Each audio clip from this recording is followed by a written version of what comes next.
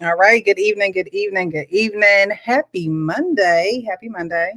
Thank you guys for returning to the Real Precious. I appreciate you for being here. I see you guys are already active in the chat, so I appreciate that. Definitely hit the like button and share the live. We're going to have a couple of topics tonight with the men's panel.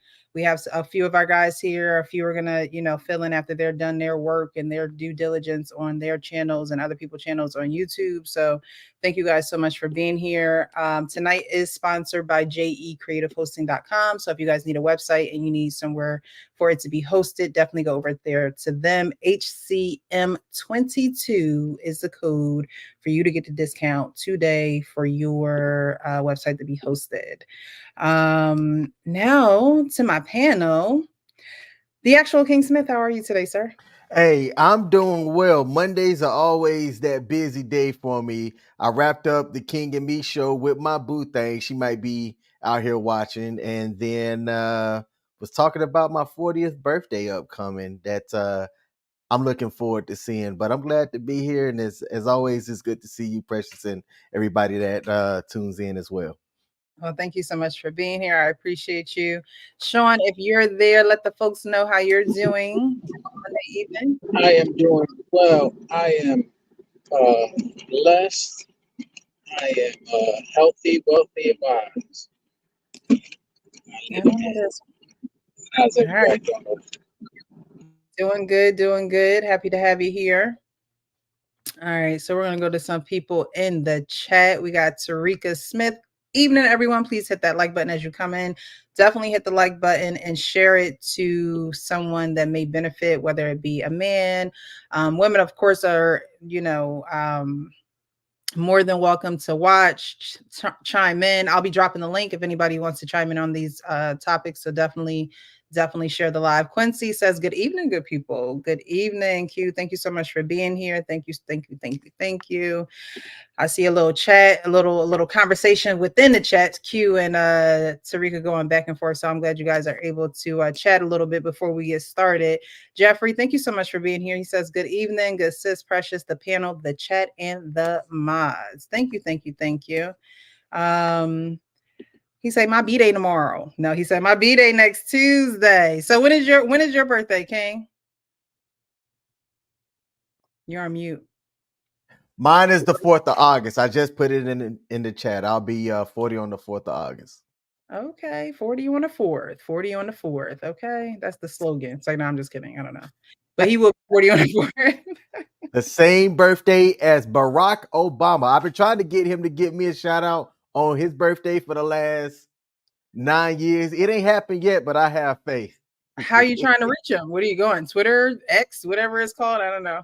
Twitter and through his wife, which I'm like, hey, maybe she might be able to, I've been doing it every year though. I am not giving up. Not trying to get to Michelle. He like, look, I'm gonna get to the lady first. Well, that is special that you share a birthday with Barack. Darnell, I see you in the chat. Thank you so much for being here. Black Lexicon, I see you. Good evening. I hope your day was graciously eventful. And as a matter of fact, it was. So thank you for that.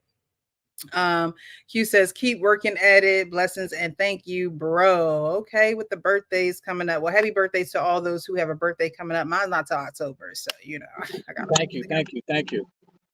When is your birthday, Sean? The 20th of June. We're in June. Yes. Of June. And 20th. Payne was Sunday. And I think Hank is coming up on the 15th. Oh wow! Nice. All the guys' birthdays. I don't know. We might have to do a one big happy birthday song for y'all. All right, Jeffrey's already singing it. Happy birthday in advance. Happy birthday in advance, brother man. Okay. Quincy says Scorpio or Libra. P. I am a Scorpio. All right, so I wanted to get into this first conversation with you guys. I thought more guys would be on the panel, but of course they're going to join us. And if they don't, again, we're going to open up the stage for anyone who wants to join. But this first one, wanted to get you guys' opinion because these guys were talking about this, and I'm like, I wonder what the guys on my panel would say to this, because you know, I am not an advocate for the community child. I'm not, but we're here now. Okay. In this month, they celebrate, you know, the LBGQTIWYZ, you know, community. I hate to sound ignorant, but I don't support it whatsoever. So I'm not quite sure what the letters are, but I respect y'all as people. But this conversation these guys were having was kind of leaning towards heterosexuality and being very comfortable in your heterosexuality. And I wanted to get you guys' take on it. So I'm going to bring it up. And you guys in the chat definitely listen and pay attention and give your 2 cents in the chat as well. Don't say it like that. Oh, that's my brother. It is so. Hold on there. My homeboy look good, and I say, boy, you look good, boy, today, boy. Don't say it like that. Oh, that's my brother. It is something wrong with that. It is something wrong with that. Like, It's you a serious? lot. It's a problem telling another man on cameras in front of people can see. Yo, man, you look fresh. Ain't no wrong Fresh, with that. that's a good word. That's cool. Fresh. Can't use trigger words, man. Like good. Like good. You say trauma words, right? I said trigger word. Trigger words. So that mean that, are you traumatized by men telling you look good? I didn't never thought that it was a bad thing to say, Scrap, you look good. If I look at you sometimes, I'll be like, McDawg look good. No, bro.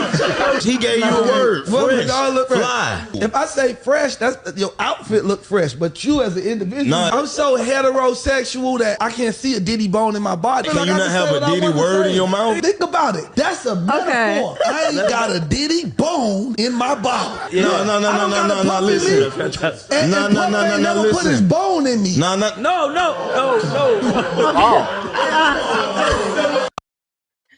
All right. So just looking at that video, how comfortable are you guys in your sexuality?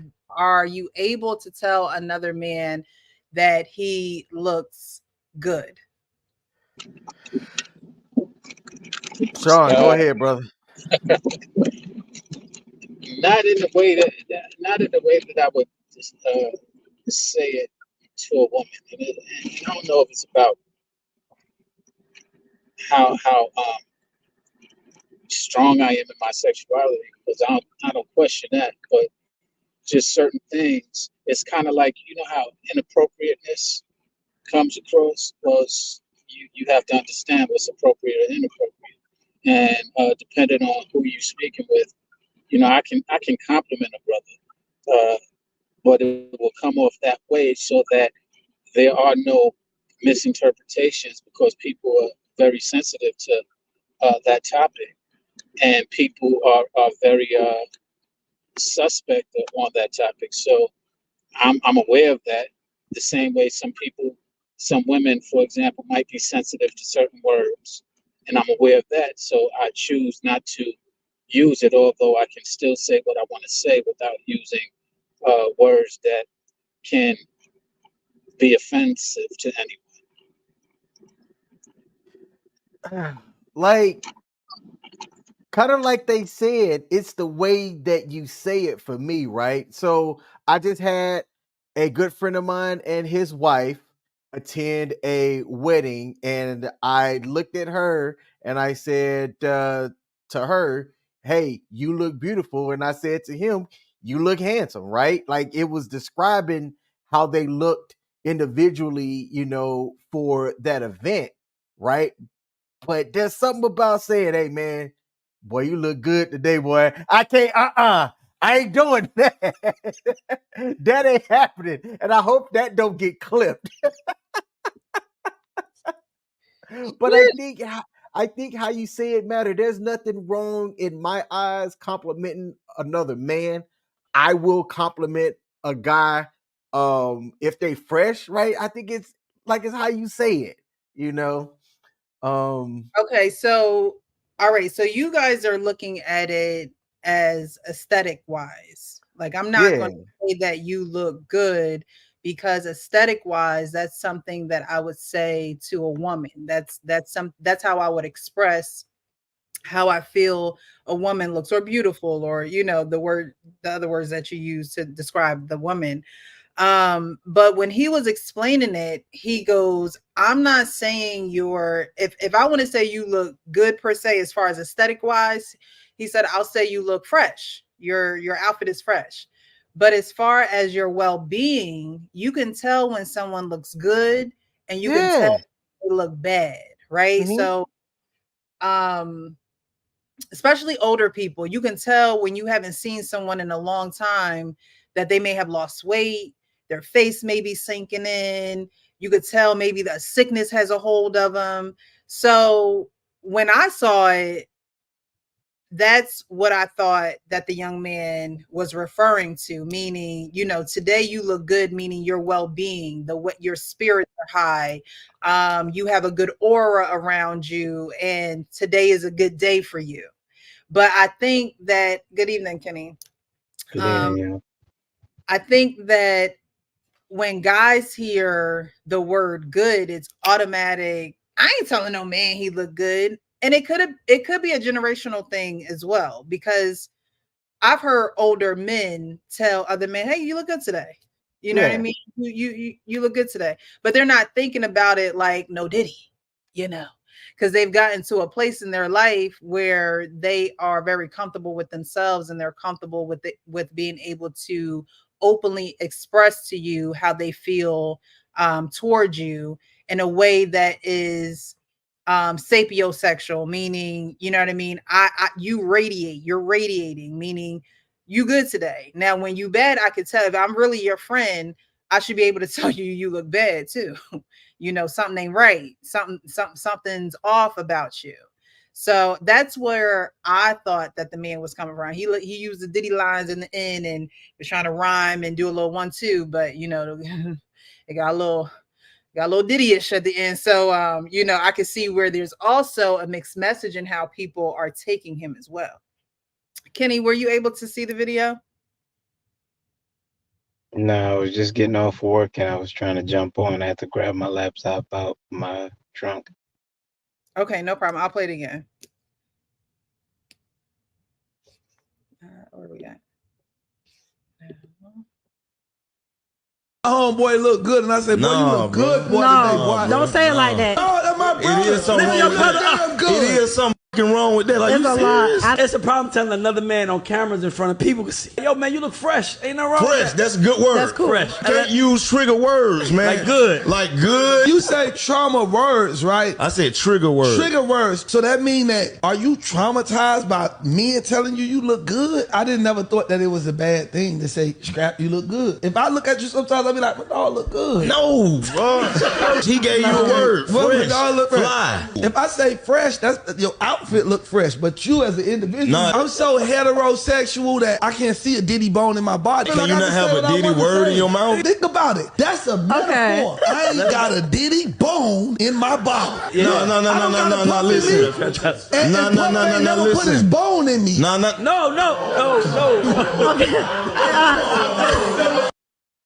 It was the way the whole The way everybody set up. it came down. It was like a crescendo of what? What did he say? All right, Kenny, you done seen the video. What do you think towards it? Is it okay for a heterosexual man to tell another man he looks good? No, because we already established rules of engagement. Now today, you have other words that you could appropriate. Just like you're trying to change the dynamic of things, like the code of conduct when you go into work, and now you're calling Jack Jessica. We have words that we use. You look sharp. That look mean on you. Those are some nice Tims.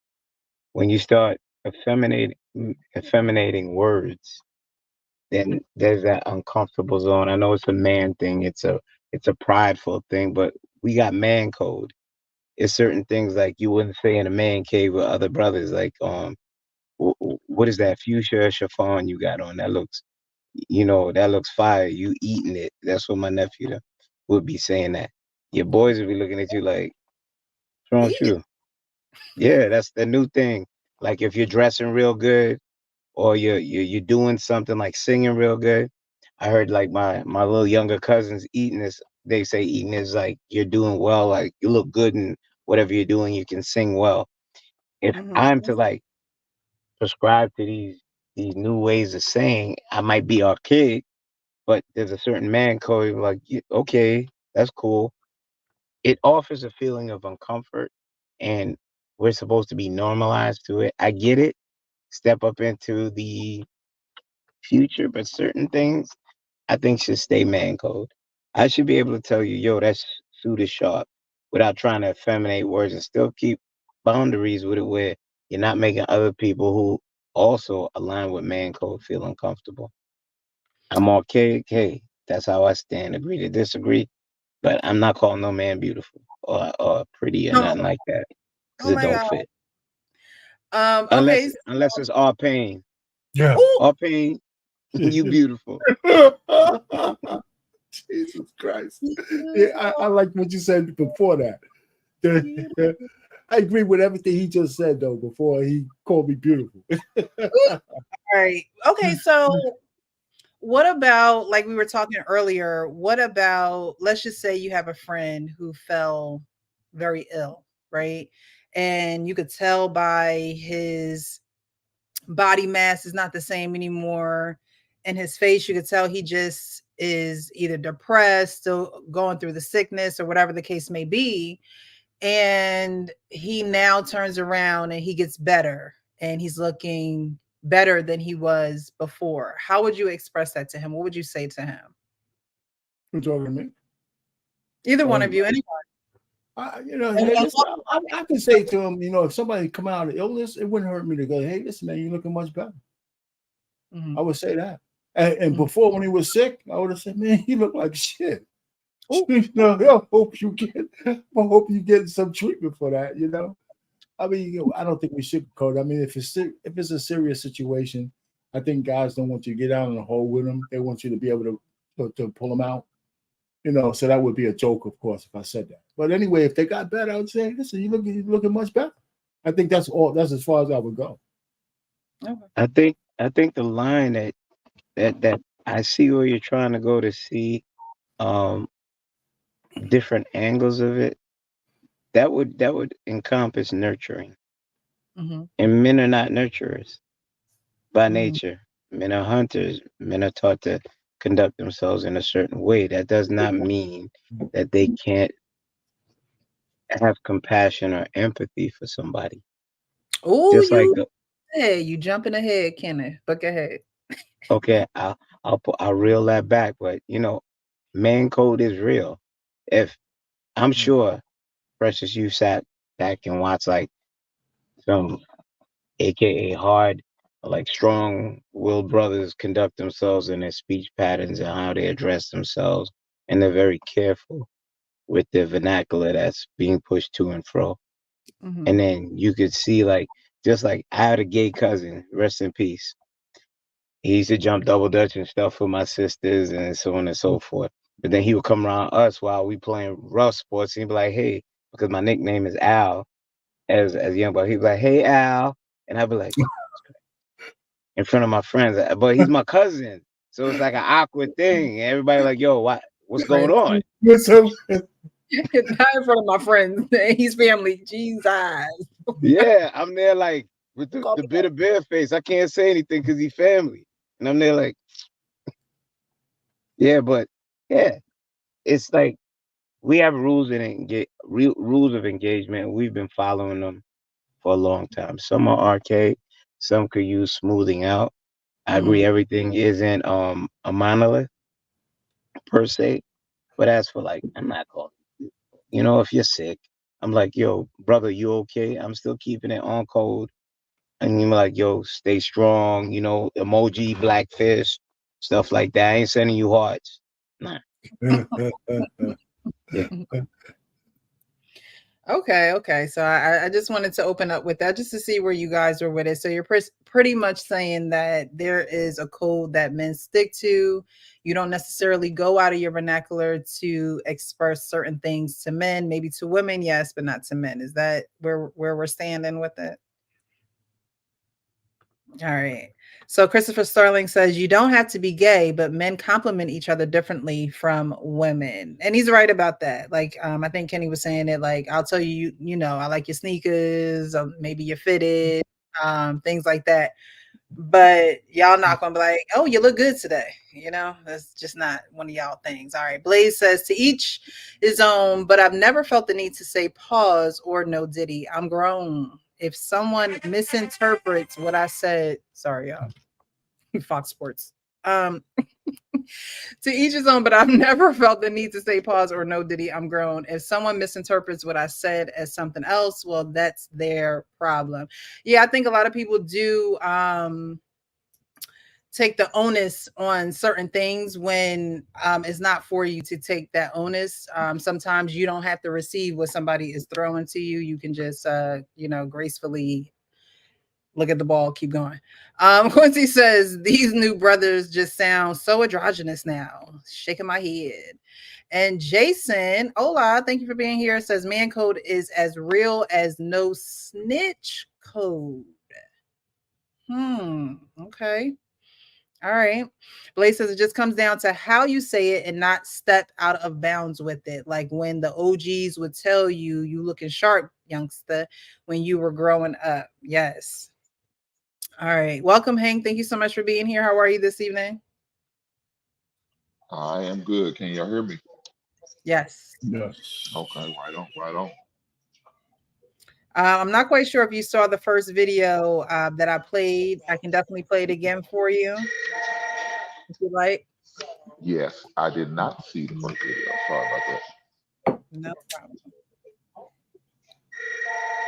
It's gonna be the last time I play it. Homeboy look good, and I said, boy, you look good, boy. No, don't say it like that. Oh, that's my brother. It is something Lift wrong your with brother that. up good. It is something wrong with that. Like, It's you a serious? lot. It's a problem telling another man on cameras in front of people.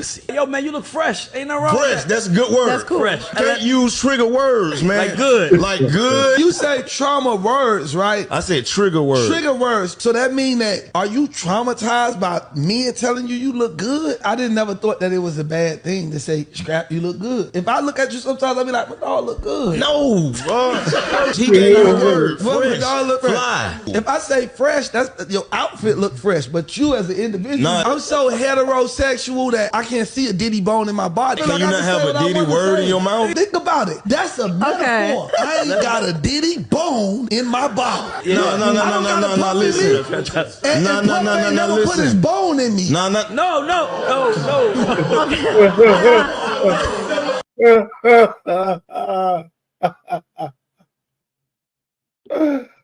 I'm sorry. All right. Is it okay for a heterosexual man to tell another man he looks good? Nah, I don't see the problem. But I'm more concerned about all pain laughing so goddamn hard.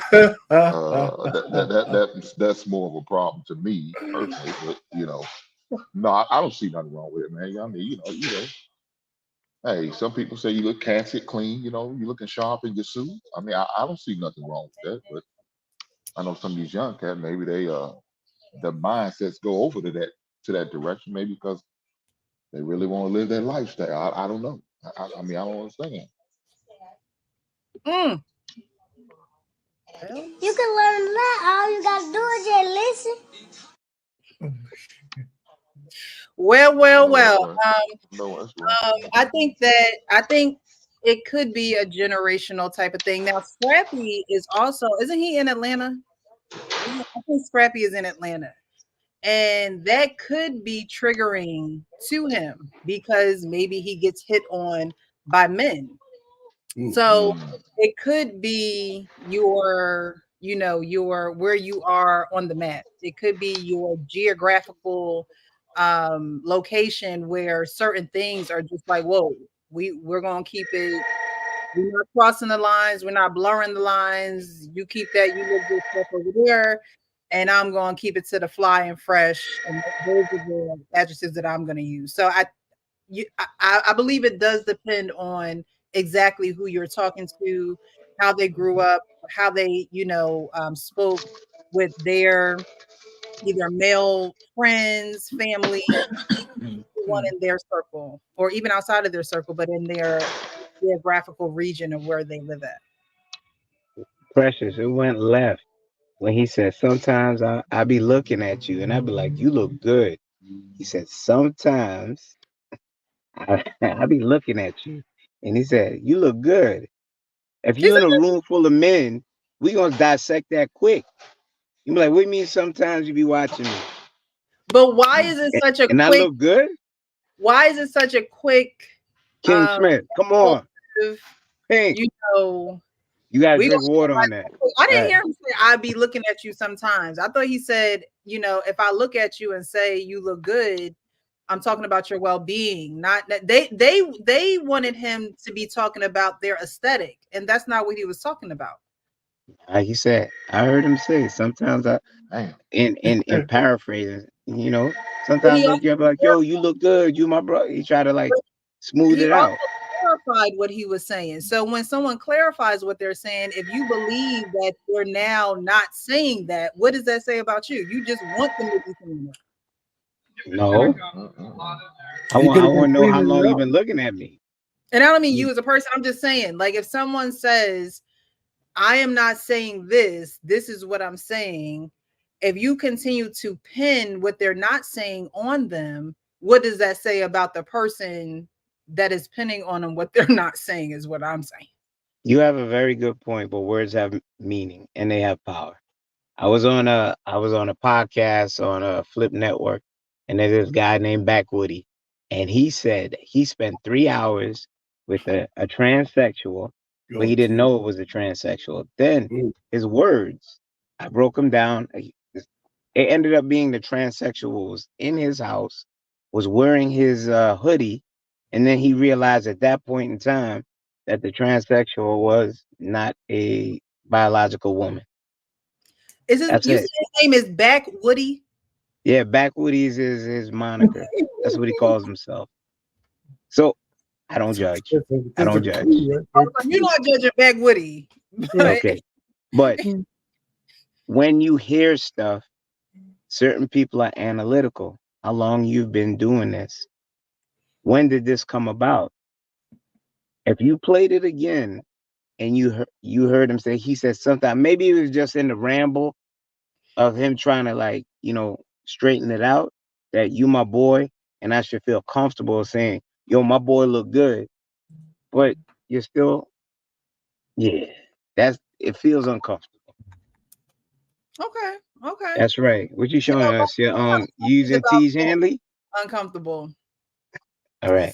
Sometimes it's about being uncomfortable. Not gay, a little bit uncomfortable with how you receive and okay, maybe I shouldn't say receive, but how you interpret how you interpret, certain things for what certain people are saying. There are some people that really don't mean it like that. They're really genuine and trying to let you know how they feel about your well-being, not how you look, not your aesthetics, not the clothes you have on. There are some people that truly care about your heart and your soul, and they're like, yo, you look good today. Like, there's been other days where you haven't looked this good. It doesn't look like you've been in this type of health, and I just want to let you know that you look good today. And I think I'm not pushing anyone to talk like that or have that type of vernacular, but I believe the ones that do are able to distinguish what they're saying to someone as opposed to someone perceiving what they're saying to them because of biases or because of where they grew up, who they hung around, and things of that nature. Okay. There's a rub when you say what you say, because you being a female, I can't see that you could see it, and you were like, stop being so rough around the edges. And I'll give you in part of that. You're like, you know what? It's an adjustment period. It's an acquired taste per se. For like, okay, say you being with someone and they're not used to just being that free and that soft with their words, and they still wish to remain stoic. Say a man would be like, oh, maybe she's right, but it makes me feel uncomfortable. But I would do it because it makes her happy. I would try. Or I'd see where she's going and I'd be like, okay. Let me just, yeah. Yeah, I grew up with predominantly all boy cousins. So I definitely get what you're saying. I play basketball, I've been around the basketball. So I get what you're saying about the male machismo, ness of it all. I get that wholeheartedly. But I wish that our community wasn't so I don't know. I want to say it's very impulsive when it comes to that other community, the LGBTQ, IA, whatever it is, community, that we so much don't want to be a part of that community that we attach everything to it whenever it doesn't have to be that way. It doesn't have to be well, why'd you like it's like with the pause, okay? Every thing that you say that is insinuating something else, but that's not what you're meaning, it don't have to be a pause. I think that there needs to be a authority around But how that's we're only able. men, Precious. That's men. I think Mhm. women, black women especially, they embrace the Rainbow Coalition, right? So that's a man thing, So men want to be careful what they say to each other, because especially on these YouTube streets, all you need is one clip, and a guy will have you out there, and it's happened. Y'all need to stop living on YouTube. Lord. Well, hey, listen, Why are you I'm not saying me. I'm just saying that's what happens. So guys are cautious. Guys are Yeah. just cautious. And you know what? I think a lot of guys say the no Diddy thing just because they feel like saying it, as their way of check. They don't really care. They just say no Diddy, just so. But the pause thing, it's annoying. I agree with you. Yeah, I mean, I understand it sometimes. And honestly, it's a joke. You know what I mean? When you after you Yeah, say, everybody want to chuckle and laugh. So it's culturally funny. Exactly. Culturally funny. Mhm. Exactly. All right, guys. So thank you again for joining in. Like the video, share it with a friend. We're gonna get into a couple of topics tonight. The next one we're gonna get a little spicy. We're gonna talk about sex. Okay, I'm just letting y'all know that now. Ooh. King is going to read insert that I had posted actually on my Instagram page. And so I'm going to put up here. He's going to read it, and then we're going to go over this and some of the comments that I saw underneath of the post, and then get you guys' opinion as well. Today, I gave up sex with my wife. This is a version of a story that I've told many times before. I, being a 27-year-old male, am going to stop initiating sex with my wife, who's a 25-year-old female, because she never initiates. When we do have sex, it's only because I asked, and there's nothing sexy about it. All of my sweet talk, subtle gestures, etc. get me nowhere. I absolutely understand that sex is not the end all be all. We are extremely compatible, and she is my best friend. I've heard the phrase, my partner feels more like a roommate, and that has helped me understand what I'm currently feeling. She's expressed before that sex doesn't hold the same value in a relationship that I believe it does, which hurts to hear, but I have to respect her opinion. And before y'all comment, talk to a G. I can assure you I have. We've had this discussion about every 6 months where I admit that I'm sexually frustrated, and I want to talk about this in a completely neutral environment. Normally, the conversation leads to her crying, and I apologize, or she says that she'll be more open to initiating, which it never happens. I'm ashamed to bring this to Reddit, but I need a third-party opinion. I love her so much, and I'm hurting. You muted. Alrighty. So thank you so much, King, for reading that. So we're going to break this down. There's a lot in there, but just off of first read, what do you guys think? A 27-year-old and a 25-year-old, he is feeling like her roommate and is considering breaking up his marriage because of it, because of the sex portion of their relationship. So let me start. If y'all are new to this, I've talked on Precious's channel about my situation. It was the opposite end for me. It was my ex-wife expressing to me that I wasn't being as intimate to her as often as she would like. And she came to me very, very vocal at first about it in a normal, respectful manner. And I would course correct for about a week or two.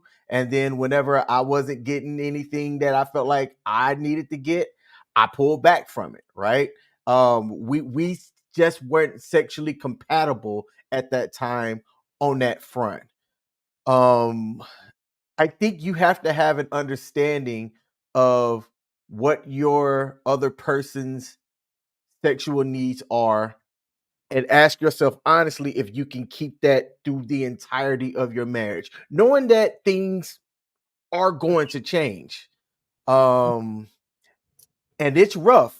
It's rough. I sat on the other side listening to my lady tell me how frustrated she was with me and my frequency. And in the end, that was a factor. It was a factor into why we didn't work out. Mhm.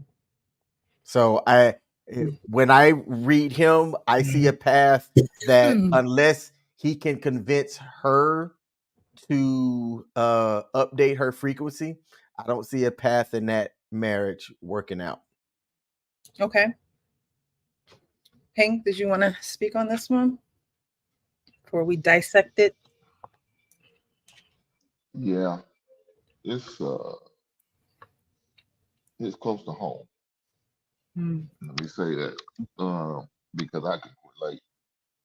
That was part of my issue, not enough intimacy, and so I stepped out. I didn't take the high road like King took. I felt like I needed to shake the bushes somewhere else, and so that's what I did because the lack of intimacy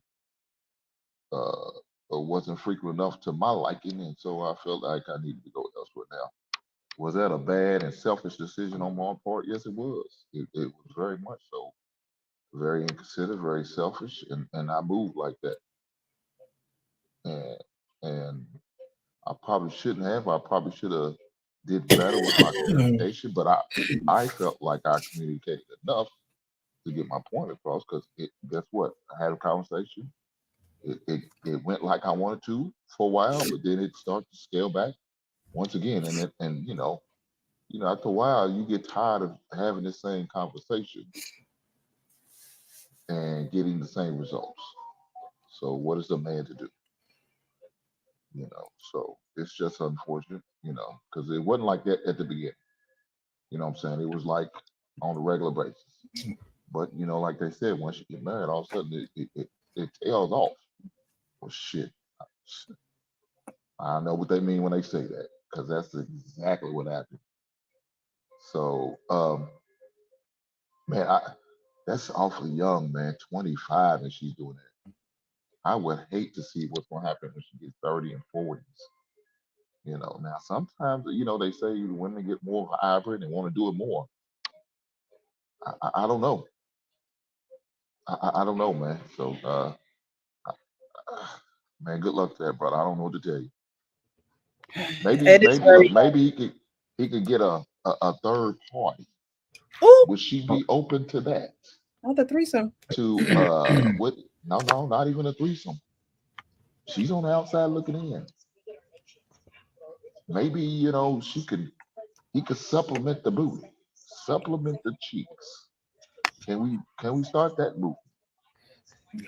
It could go either way. If the dude ain't acting right, he ain't giving up like he should. Maybe the woman need to supplement some D.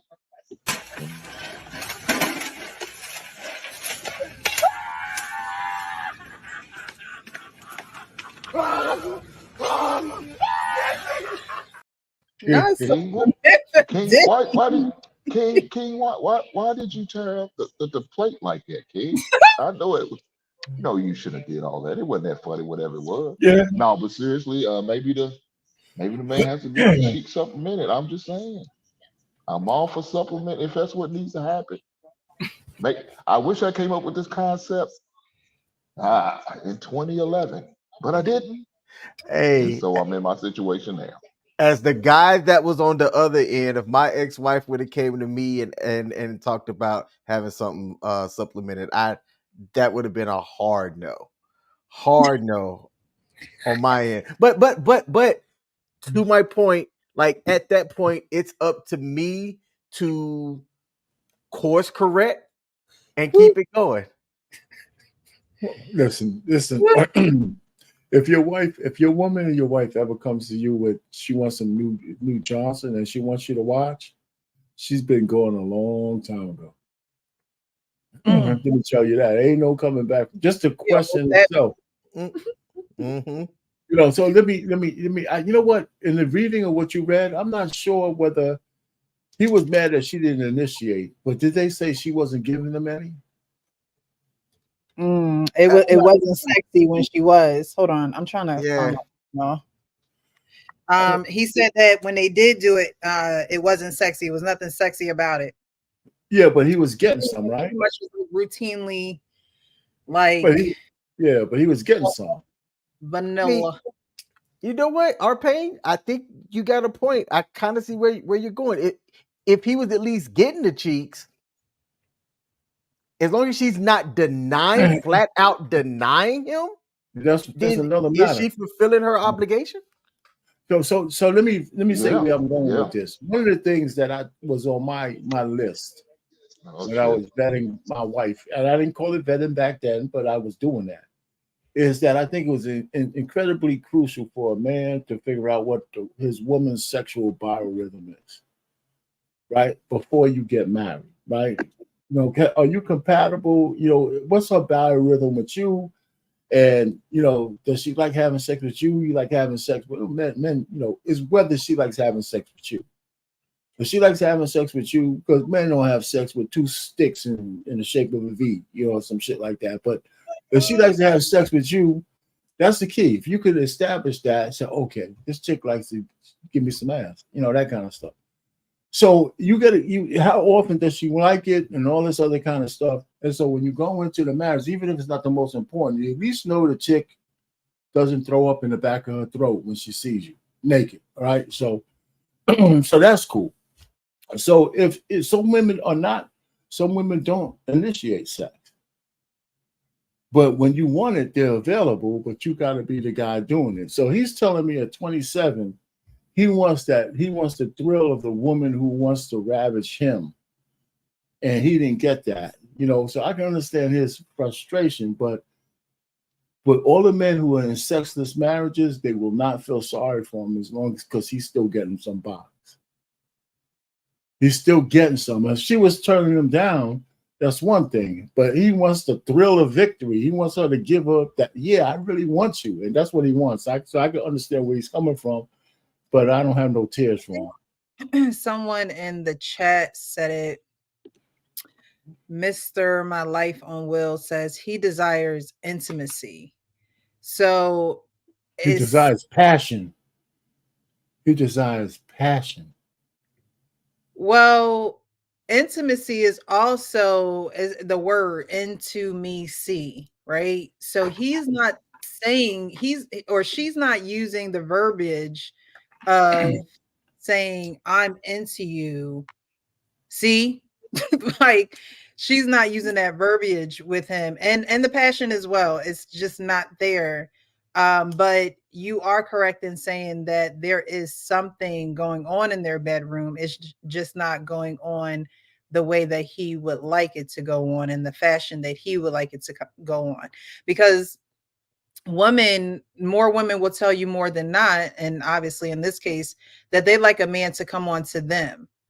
But men will tell you, well, I like a woman to come on to me. I believe that everybody wants to be wanted, but you have to, I believe when you marry someone and sex is part of the equation, sex is the thing that keeps drawing you back to each other. So if she's not initiating sex with him, what is drawing her to him? And I'm not saying that sex is the important thing, but it is the thing that actually physically connects you. You know, your money can connect you financially, kids can connect you biologically. But when it comes down to the needs of the individuals in the relationship, that's something that you're doing physically, which transfers into, you know, more than just physical. It's a spiritual thing. It's more than just, you know, just having sex with a random person. Like, this is your spouse. So there is no conversation around her being, or when there is, she's crying, she's, you know, trying to manipulate the situation. I personally believe she needs to be honest. I believe that, you know, yes, they are having sex, great, you should be having sex, you're in a marriage. So if he was in a sexless marriage, that would be a problem.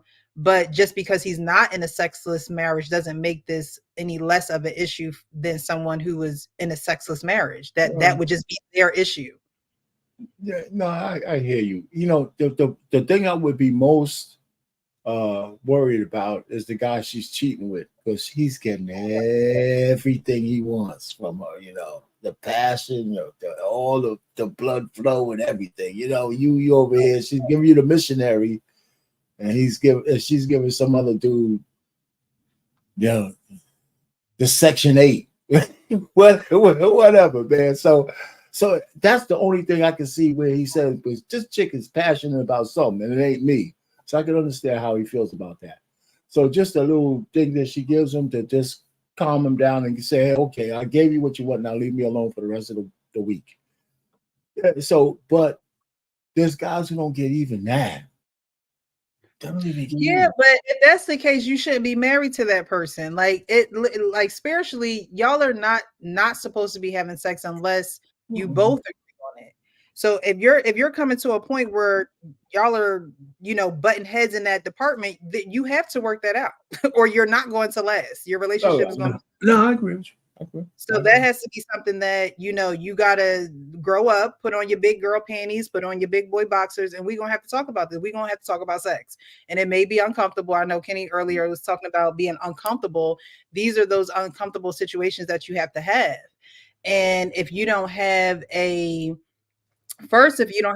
healthy image of yourself first, then having this conversation with someone else is going to be a struggle, because you don't even have a healthy, and I hate to say this, I don't want to say sexual, but sensual relationship with yourself. A lot of women don't have a sensual relationship with themselves, and they're looking for this sexual passion from men, and it's not going to be there because women aren't sensual with themselves. They don't know their bodies. They don't know, That's you know, true. what make them, like, you know, that's something that you have to do before you get to a man, because that's also a part of your femininity.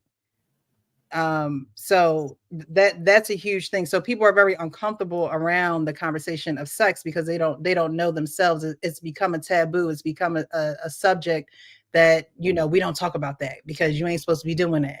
But we grown, and grown people don't grasp the concept of, I have to do this self-exploration before I even join with someone else. Kenny, Sean, y'all there? Yes. Yeah, I'm here. I think, Sean, you want to go? All I was going to say is that communication in itself is valuable, whether it's communicating about your sex, your discomforts, your comforts, is valuable in a relationship. And I think that it's not as open as it needs to be. And the subject don't really matter. You know, the subject of sex, yes, can be a sensitive one, just like the subject of sexuality we display was a sensitive one amongst us, but it doesn't negate the fact that we still need to communicate, and we need to learn how to do it better. There, Kenny.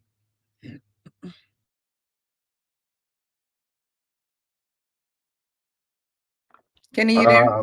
Yeah, I'm here. I'm thinking, I'm listening to you guys speak. I'm hearing the ages, and 25, 27. Let's think about this. At 25 or 27, did you know everything that you liked or you wanted your partner to do, or were you comfortable at those ages of knowing everything that you'd like to explore and do with your partner? I would think not. I would think communication wouldn't even be the biggest part of that young man's modus operandi when he's approaching his woman. Because at 25, 27, I was trying to get mine. You understand? Like, you best get yours because I'm going to get mine. There was a selfish thing about it. There was no Ronnie romance per se. the majority of that time, because at that time you're glad that you're getting some of the cookie.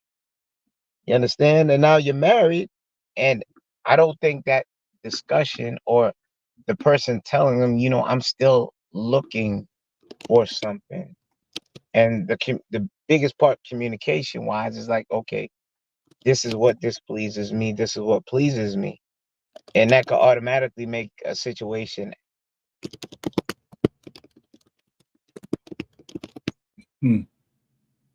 I hear what you're saying as far as, at the hello? Yeah, okay, I'm sorry. Oh, did you cut out? Were you done speaking? Yeah. Digress. I can understand being at that age, just trying to get yours and not really knowing everything. And so that is something actually that they have in their favor, because she's only 25, he's only 27, and it seems as though he wants more than to just get his. He wants it to be a interactive activity for both of them that he knows that they both enjoy. I believe when men are not hit on, or when men, especially, you married, because guess what? A woman out in the street gonna be like, "Oh, you look good today." We going back to that good work. "Oh, you look good today. That haircut real fresh today. That smile on you." Like, you know what I mean? You have to, and it's not that you're competing, but you have to take care of what's yours. And so a lot of times you will hear men say, "Okay, well, I'm just trying to get mine."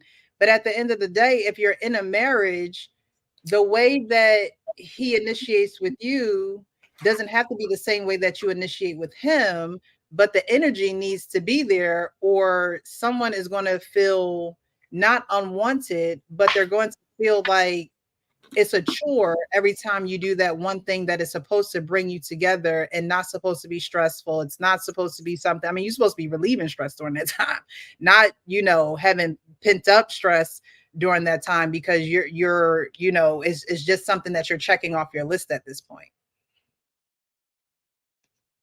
I'm in full agreement. Did everybody go on this? Because I'm going to bring it back up, and then there was a couple of things that I wanted to point out. So he's 27, she's 25. When they do have sex, there's nothing sexy about it. Again, that goes back to women and their femininity and their sensuality, not sexuality, but sensuality, which will help with your sexuality. A lot of women, because of stigmas, because of traumas, because of them being done in a unfair, injustice way. This could be the situation for some women.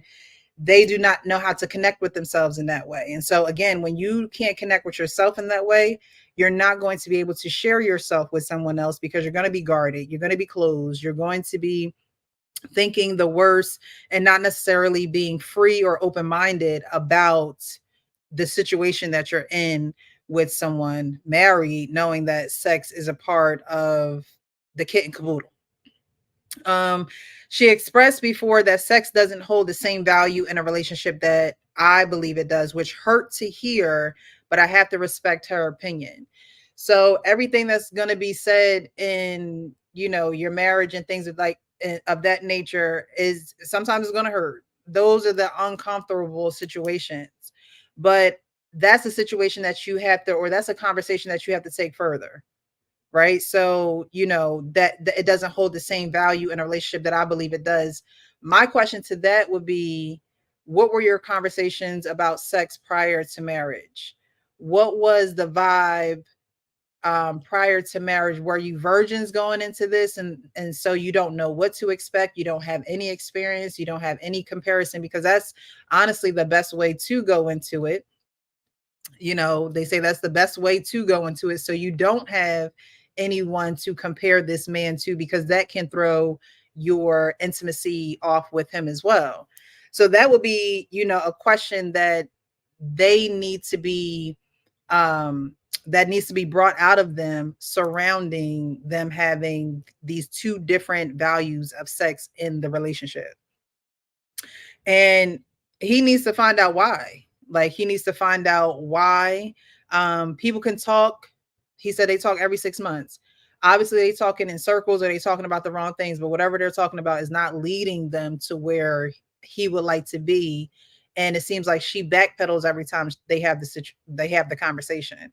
And so most of you say, okay, well, if I attempted and things like that, I had the conversation with her, then I'm just going to fall back. I'm not even going to attempt it. I think Hank, said that was kind of the downfall of his first relationship. Hey, you're not giving it up. I'm just going to go get it, which is something that most men are going to do. They're not going to continue to have this conversation with you over and over and over again. But in a marriage, we had the marriage series, and for one of those is a sickness and a health. And I think you have a sickness. Something's wrong with your health if you don't want to have sex with your spouse. I truly think that it is time to go to a doctor. It is time we have to check this out. Because when you're married, it's not like, oh, you go your way, I go my way. You can make the decision to cheat, but is that going to help or hinder the relationship, right? So I think that when women or men don't want to have sex in their relationship, they don't want to initiate it, because that's like a man literally paying for everything, and the woman don't say, oh, hey, can I leave a tip? Oh, hey, do you need me to buy you some? I see you need socks. Let me go get them. Don't even say anything about them. Or I see you need t-shirts or, underwear. You can initiate other things, but why is it in this area there's no movement? So to me, that's a sickness and health type of thing. Because why did y'all get married in the first place? Unless, again, you were virgins. My question to you guys is, into the chat. I put the link in the chat if anybody wants to join the conversation. I don't think I see anybody in the back chat. But my question to you guys is, do you think he gave up too soon? Did he give up too soon? No? You say no, King? Nah. I don't think he talked about or said exactly how long this has been going on, but it sounds like he took the steps within his relationship initially to try to course correct, and it didn't seem like things were working out. So he sought outside thoughts about the situation on Reddit, which I'm not against. I think, and this is just my opinion as somebody who went through it, about 18 months is about the length that is the max that it should go. If you can't course correct within 18 months, bounce out. Okay, yeah, he did say every 6 months, and to me, every is a word that you use when it has been a good length of time. Like every 6 months, we're talking about, so you at least have 2 years plus under your belt when it comes to having these conversations with her. Okay, so you're saying that he didn't give up too soon. He was justified in saying it feels like we're roommates. And okay, how about you, Hank? Do you think he gave up too soon? Well, I mean, like Brother Payne said or brought to the forefront for the conversation. It's not that he wasn't getting it. I guess he wasn't getting it maybe the way he wanted it. As far as her initiating the situation, look here, man. I can't even say his was sexless, because that don't sound like a sexless marriage if you getting it. Now, if you're not getting it at all once, maybe just for your birthday and maybe for Valentine's, yeah, that's sexless to me. You just getting it once a month, that's sexless. Dog, you at least getting it. And you just gotta say, hey, I want that ass. Man, okay, I can handle that. I would have been okay with that. God damn. But dog, you just not good because she's not in this shit. Okay, fine, whatever. Maybe she's just not the aggressive type, and that's cool. I ain't got no problem with it. Long when it's time to do, you with it. That's all that matters. Okay, but so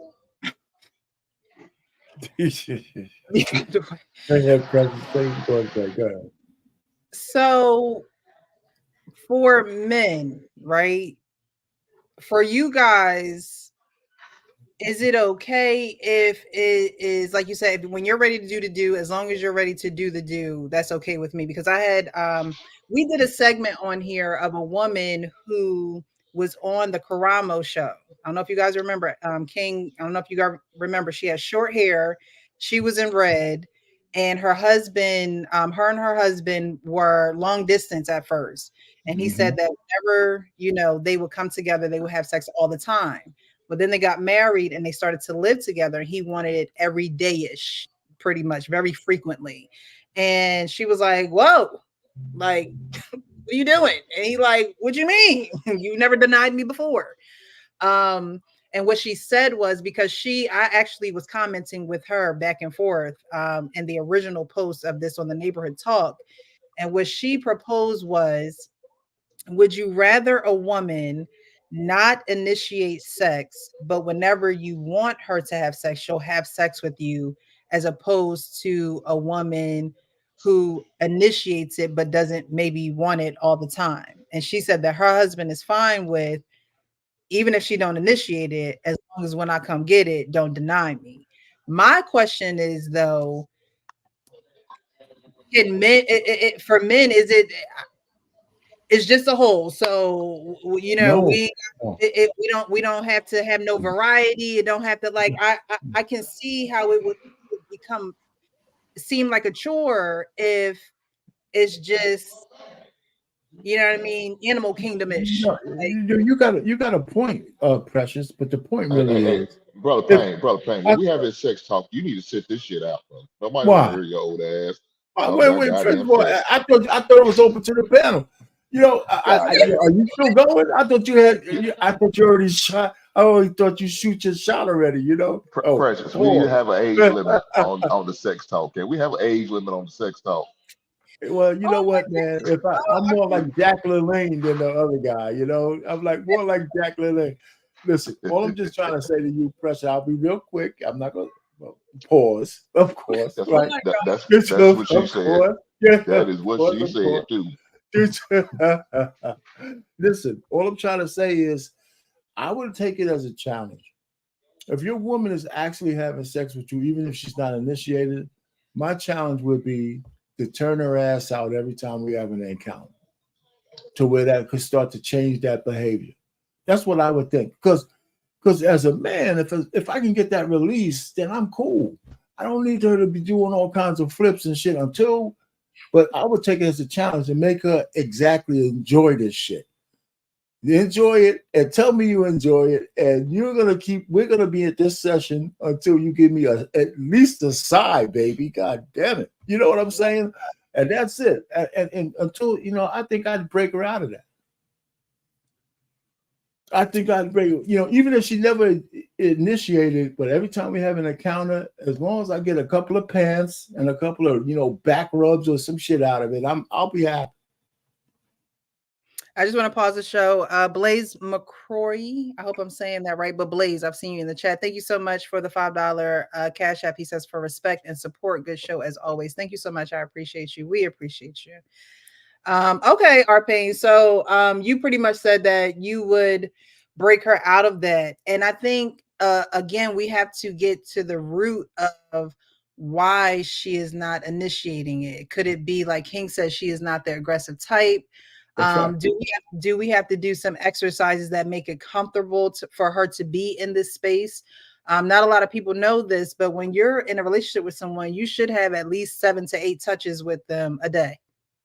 Right. Yep. So whether it's, I'm just putting my hand on your thigh, whether I'm rubbing the back of your neck, whether you come home and I give you a little massage, like there has to be at least 7 to 8 touches a day, because that keeps a woman and a man stimulated to even be comfortable in that way. But you have to find her why she's not initiating this. I agree with that 100%. Can I say one thing, Pressure? Me and my wife, like I said, we've been married. We kiss and hug every single day. I mean, there's not a day that doesn't go by where the day is not complete unless she kisses me or we hold each other, we do this, do that. And I'm gonna say this, my wife will forgive me. There's a permanent round groove on her ass where my hands just rub up and down like this and shit. And I keep telling, I mean, it's a Let's go, Payne. Talk spicy. I've been doing that shit for 100 years, and it's just. And you know, I told her the other day, I'm gonna say this, and that's it. I said, you know what? We're older now, but your ass is just as firm as when I first met you. That shit. Any plans to resign? Excuse me. Let me tell you something. Get Dr. Newsom. Newfangled fucking guys out there. Let me tell you. I'm just trying to tell you. As old as I am, the gray beard, all that kind of stuff. Come on, man. Let's go on, Payne. Talk spicy. You got big hands? Come on, man. God, big enough for that. Big enough to... damn. No Diddy. What are we being exposed to right now?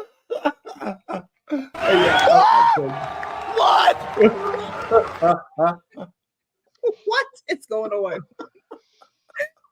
All right. Where were we?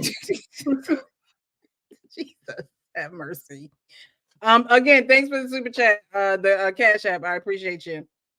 All right, I'm gonna read some of these comments here, and then we're gonna go on to the next topic. Because people are calling men psychopaths, and I need y'all y'all input on this. Christopher Sterling says he's going about it the wrong way. You know, some people, when they're desperate, you know, they when you really don't have a oh my gosh, Sean, I forgot you was there. You're so quiet.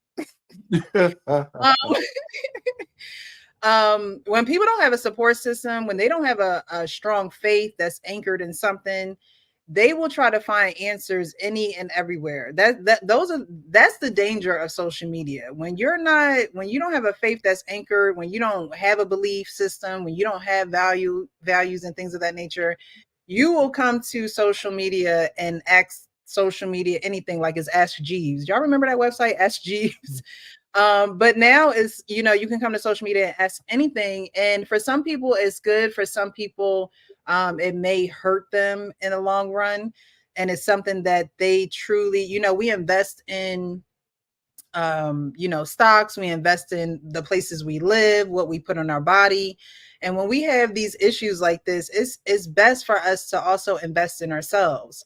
And that means, okay, I need to go talk to a professional about this. And because we're married and because I want this to work, he mentioned her being his best friend. He mentioned them being very compatible.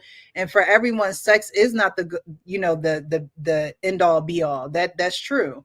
But it is very important in your relationship, and you do want understanding. You do want to be on the same page as that, because that could be the epicenter of why you have a lot of issues, not being able to correct or mend or, you know, add to the progression of that issue, and not, you know, the failure of it.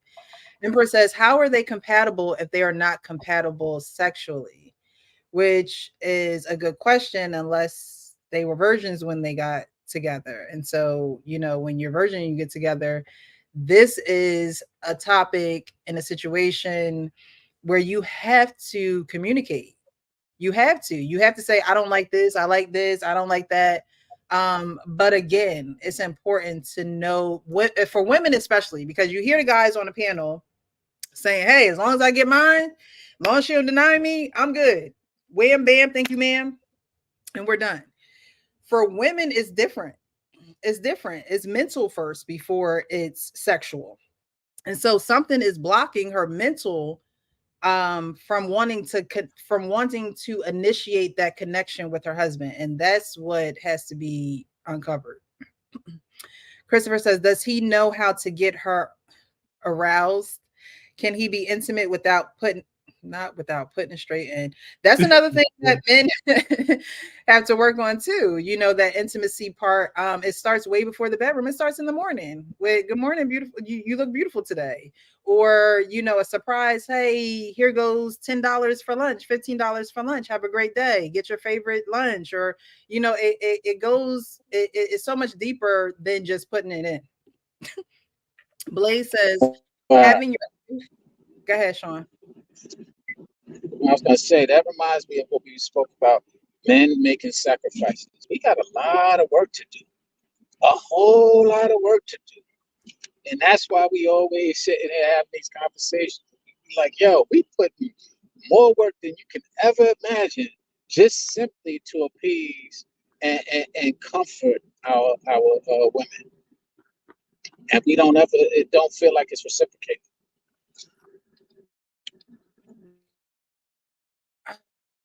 All right, we're gonna keep going. We're gonna keep going on that note.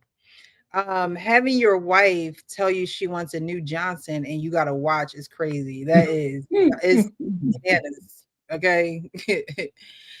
But he desires intimacy. Yes, I think he definitely does, because you know, when it's one-sided, it gets monotonous, it gets boring, it gets, you know, there is no excitement. And for them to be 25 and 27, if it's looking like that now, they're not even going to reach the 5-year mark, the 7-year mark, the 10-year mark, you know, and they're going to get married just to get divorced because they couldn't communicate about that. And like Arpane said, it's not like he's not getting it. So there just needs to be enhancements in that area for them. He needs to find out what's major malfunction, what's really going some on. of it could be his fault, but we don't know enough by that writing. One of the things I say a lot of times, you know, guys who don't understand women at all, you know, sometimes you just, I'm gonna be real quick. Sometimes you just gotta fill up their emotional currency. Sometimes it drains. Depends on what kind of man you are. Like my wife, I burn my credits. I burn the hell out of them, but I know how to fill the shit back up. And so I always make sure I fill it up. Because every time I fill it up, I only fill it up so I can burn them. You know, so, and that's how it is. But women, you don't have to do much. You just got to show them that you are aware, that you care, that if they're going to be with you, that, you know, you do what you do and they do what they do. You can, and women need more affirmation than men do, even though we can use it from time to time. You give it to them.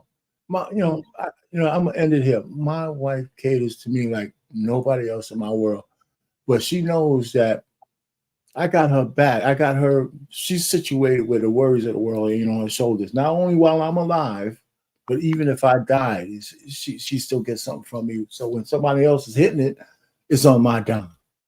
You know, so all I'm trying to say is, listen, she's comfortable. Earmark that one. You know, so I'm just trying to say that's the way the world goes. We're old now, so I ain't worrying about it. But it was true when I was 45. It was true when I was 55. It's true now that I'm 66. So anyway, that's how it is. So we're planning on trying to go out in the sunset with each other, and that's the deal. So, Payne, I was thinking about the video that you showed of y'all marriage video, and you was feeding her the cake, and you had gave her a big piece at first, and then you gave her a small piece. And I said, well, Daddy, is he going to wait for her to chew the cake before he can get down her throat? Well, you notice she's the one who threw it down so she could get a small. Man, I had a great time that day. I said, he couldn't wait for her to finish by eating that piece of cake so he could kiss her. Go ahead, Sean. Did you want to say, or Kenny, did y'all want to say anything? Oh, man. The words that Payne was using. Just man, I can use those words and it'll have a whole different context. Whatever she needs, I just fill it up. I'm just saying, I can use those same words, Payne. So I'm going to use, ladies, I can fill you up no matter what it is that needs to. I can fulfill it. I look back on what was said because my mind is analytical. There had to be something that made them get married. What was it? What made them cleave? What made her consent to have him as her husband? Then how did it get in that short span of time to what it seems to me, in my opinion, him just fulfilling his needs and her just being there and fulfilling her duty as a wife in part. That impassioned literature that he put out there was one-sided. You know, there's always three sides to the story. Suppose he didn't know how to please her. He didn't care to communicate with her, but he cared enough to be selfish enough to post an article, maybe or maybe not without her consent, bashing something she may need to get over with. Maybe she hasn't learned herself. Maybe you're just a ruffian that jumps on her and just gets yours off. Maybe you're little. Not everybody's a pickle. Some people's a gherkin. You understand? There's a lot of context that's missing from right there. But the last thing I would do would be posting some article about my wife for public consumption rather than rolling up my sleeves and going to fix the issue. Because it went back to the vows that you mentioned, for richer, for poor, for sick, and in health. I got to make this work. Who's my counsel? I'm young. Who is speaking to me? Hank has young sons. Does that young man have someone who's a stalwart and stoic enough to say, you know, that's not going to be it? This is wrong. This is right. Do you talk to? Is there communication? Because taking that leap of faith is a big vow. That's a big step in your life. That's a promotion. So I know we have jovial. Getting all the benefits. Listen, we could be jovial about it, but you know, we have an audience. Precious has a channel, King has a channel that has an audience. We may have one or two young people listening that may run across this path right now, and our words matter. Yeah. I think for anyone that's out there, if you ever run down this road and, you know, the easiest thing to do is, you know, divide and make distance. Dig deeper. Marriage is something very important. Don't have regrets later on in life. Don't be a quitter. Yeah. It definitely makes you wonder what made them get together. And I think you said that earlier, like what brought them together. Again, he talks about her being his best friend, them being very compatible. You know, if you're compatible with someone, there shouldn't be anything you shouldn't be able to talk to them about and bring to their attention because you're compatible. You know, that's your dog, that's your road dog. You know, you are able to bring anything to them, and they at least acknowledge what you're saying, and then be active on making the situation better if, you know, they have work to do on their end and vice versa. Let me see here. Get back to these.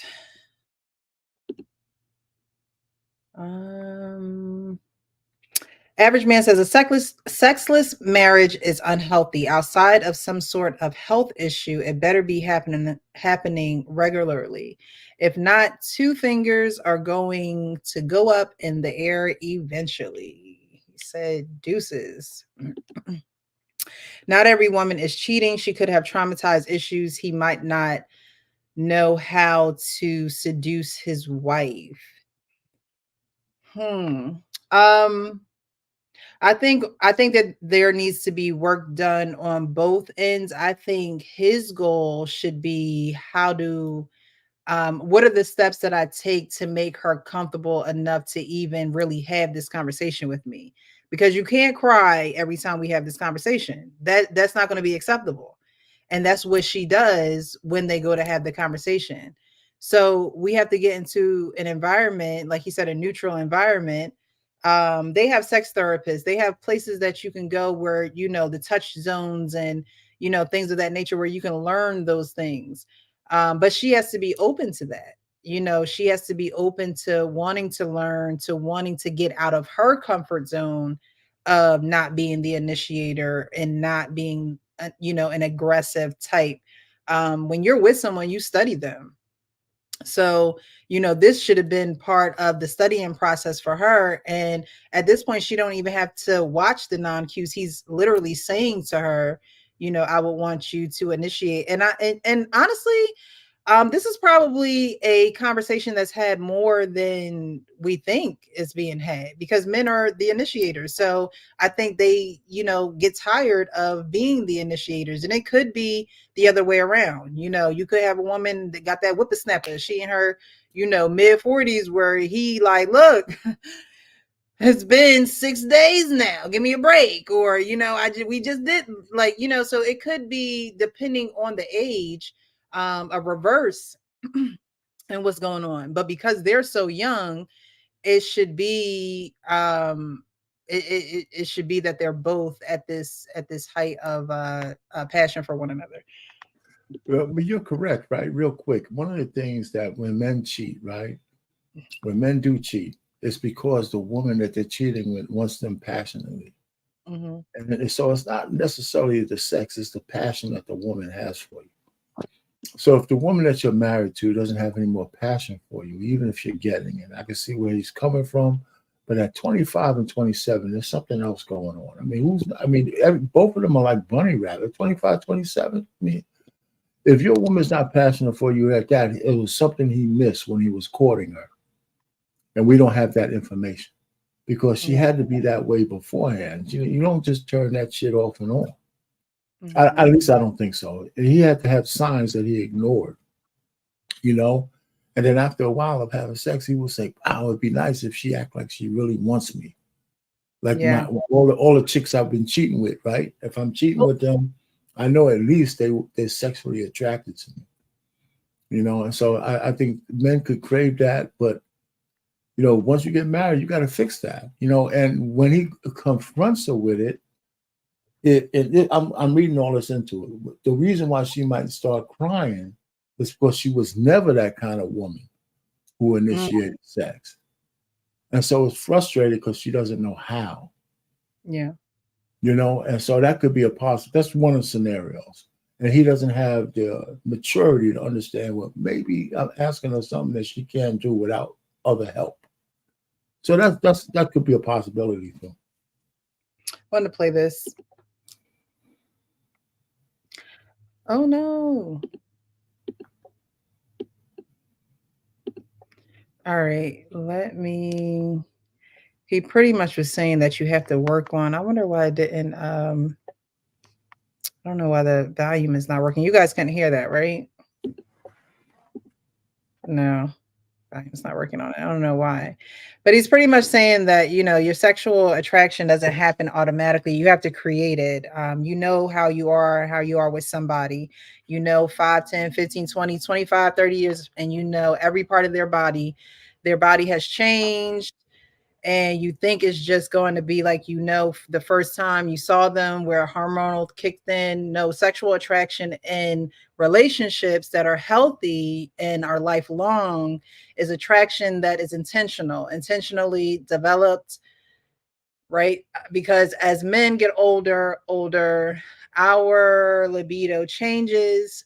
As women get older, a lot of hormonal things happen and a lot of things change with women as well. So a lot of times we have to be intentional, develop the attraction. I guess that was the end of the clip. So, you know, you have to, and honestly, a good marriage counselor or again, a sex therapist can get you headed in the right direction. There used to be a show called Love, Sex, and Goop or something like that on Netflix. I forget what it was. Love, Sex, and Goop. If anybody know in the chat, let me know. But it was pretty much for couples who had issues in that department, and they gave them so many different techniques and things to try for them to spice up their bedroom. And, you know, some of the women were not initiators. And so they had to get comfortable, you know, being blindfolded and their husband, you know, softly touching them with their hands. And then it goes to a whip, and they're not necessarily getting whipped, but they're feeling the sensation of a whip. So again, you have to get comfortable with your own body. And if a woman is not comfortable with her own body, a man is going, it's going to be like talking to a rock. You ain't going to get nothing out of it. Okay. It is not going to yield you any results, because that person has to be comfortable with sexuality and sensuality and femininity in their own body, in their own being, in their own person. And you can tell that just by a way a woman walks down the street. Just by the way a woman walks down the street, you can tell that she's intact with who she is as a woman. Some women just know they got it. Some women know how to seduce. Some women don't have issues with initiating. Some women don't have issues with telling men, with praising men in a sense, you know, not like a god, but, you know, feeding that ego, stroking that ego. So, you know, I think that women need to do the inner work, and men can aid in that. You guys can aid in that, and, you know, having those affirmations, being there to do those exercises with her, and again, making her feel comfortable, because you guys, you know, one of your mighty traits of why women are with men is for protection, right? And so if she doesn't feel protected in her self journey of who she is sexually, sensually, and her femininity, if she doesn't feel protected in that space with you, being joined with you, there's no way she's going to be able to share it with you. It's like you're going to be repelling each other. I seen some people come into the chat. I saw grown men talking. Thank you so much for being here. I didn't mean to highlight that one, but I did want to highlight your super chat. Thank you so much. Good content ain't free. Keep up the good work. Thank you, thank you, thank you. Him and I briefly met on one of my lives this past weekend. I had just went live. I was on doing some family time, spending some time with the family, and went live for a little bit. So I appreciate you for stopping by, as well as contributing to the channel. Thank you, thank you, thank you. All right. So we're going to move on to the next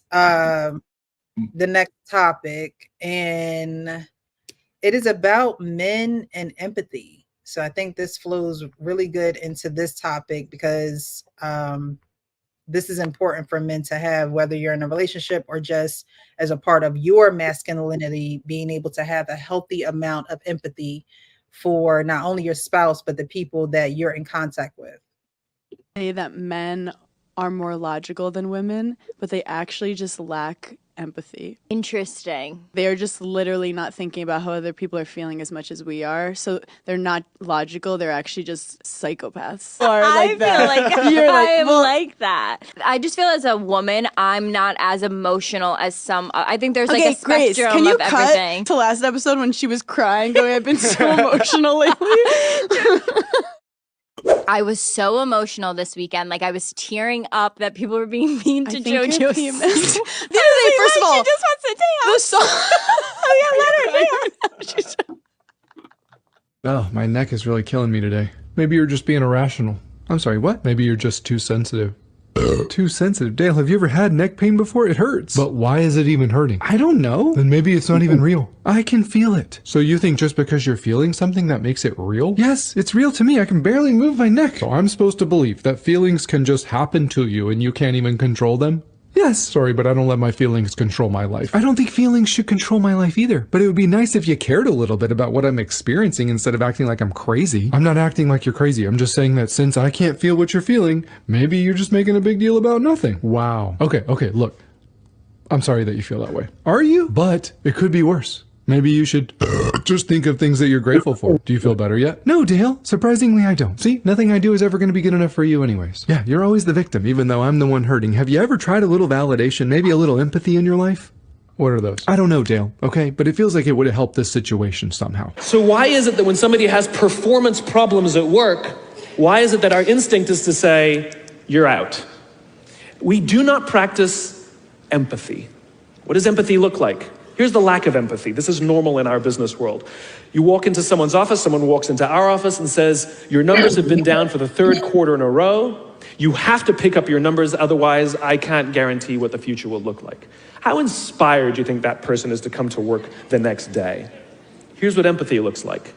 You walk into someone's office, someone walks into your office and says, your numbers are down for the third quarter in a row. Are you okay? I'm worried about you. What's going on? We all have performance issues. Maybe someone's kid is sick. Maybe they're having problems in their marriage. Maybe one of their parents is dying. We don't know what's going on in their lives. And of course it will affect performance at work. Empathy is being concerned about the human being, not just their output.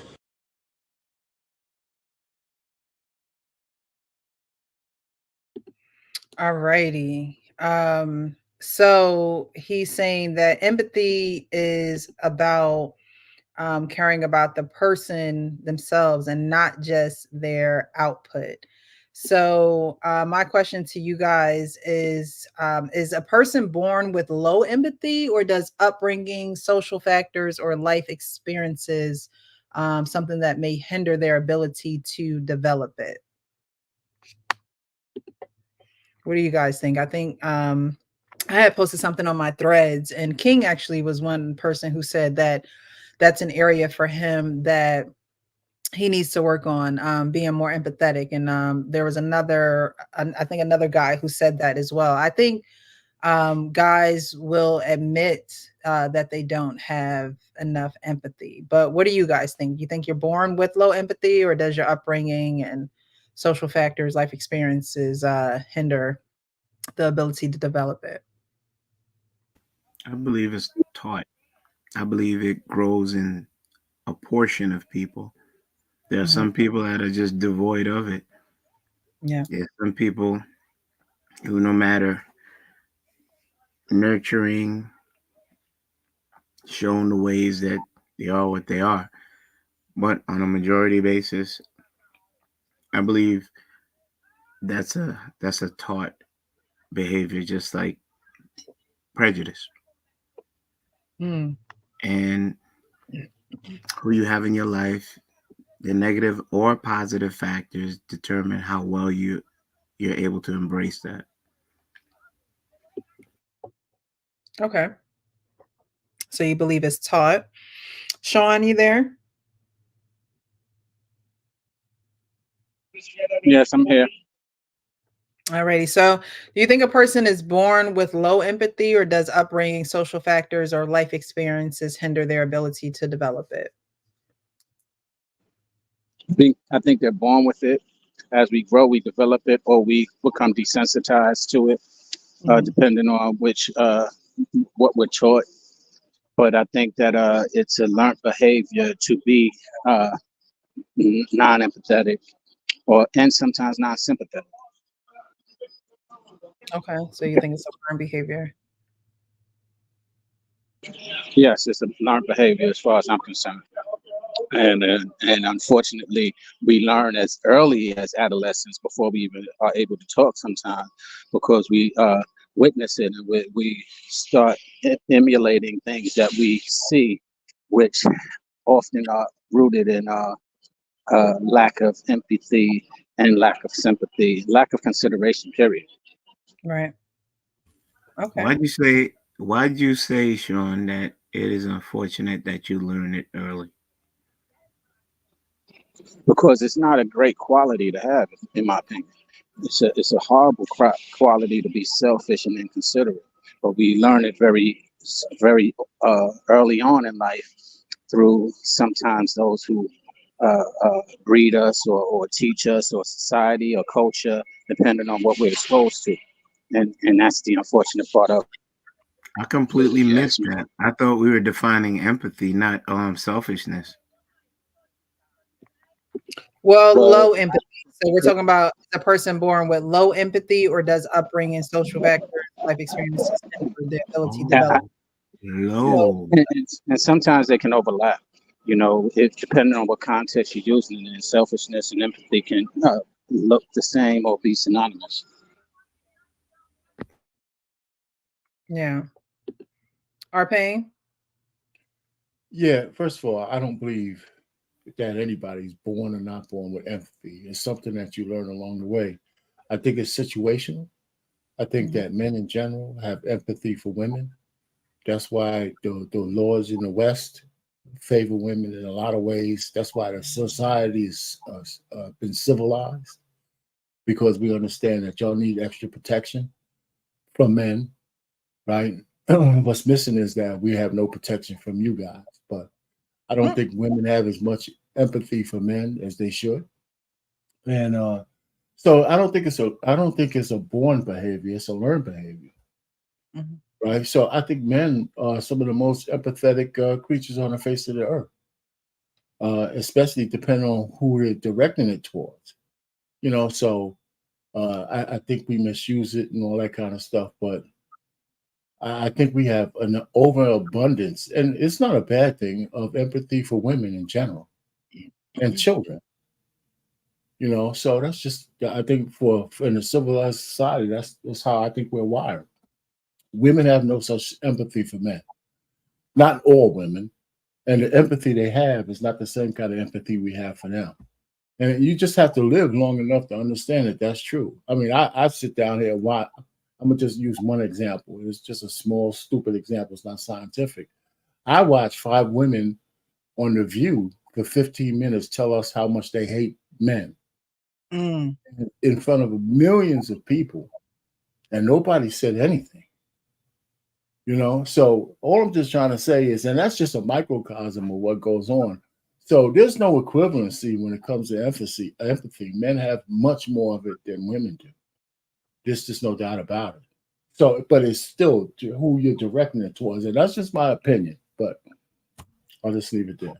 Do you guys think that the guy on the last topic with his woman not initiating sex with him, do you think that he showed any empathy towards her? The fact that he was putting up with it for as long as he's 27. So I don't know how long he was putting up with it, but the fact that he didn't just walk out and all that kind of stuff, I think, I don't know if the role was reversed and he couldn't bang it out right, or he couldn't get it up, how long she would wait for him to find a way to fix it before she left. How was he showing her empathy, Payne? If because he still kept he kept trying. He kept trying. He didn't say nothing that, listen, I'm gonna step out, I'm gonna divorce and all that. He kept trying. He complained, but he kept trying, right? He kept going back to the well and seeing what he can do. Now, did he have the tools to fix it? No, because he's young. But if he was a little older, he might have had some tools to be able to fix that situation or live with it better. Because he was still having sex with her. You realize we needed more context, and he complained. Right. He complained to us, but there's a question mark where he looked to find solutions with her. Would you say? Would you agree with that? Yeah. So where's the lack of empathy there? He's still trying to fix it with her. The lack of empathy is what I pointed out before. This is something solemn. You're bringing this periodical to the world so that they can pick you apart, dissect what you are, and give their opinions on how your household should be ran. Or they can give you a solution that you didn't think of. Yeah. Okay, watch this. Which one of them are clinical? Sometimes you don't have to have a clinical solution. But I hear what you're saying. But he could have went to a doctor and all that. I'm just, listen, at some point we got to say, let's parse it out piece by piece. Okay, was that stated in the article that he looked for help? No, but we're both assuming stuff, right? Yeah. So let's just take our opinions. We're going back and forth. So let's just take it for what it's worth.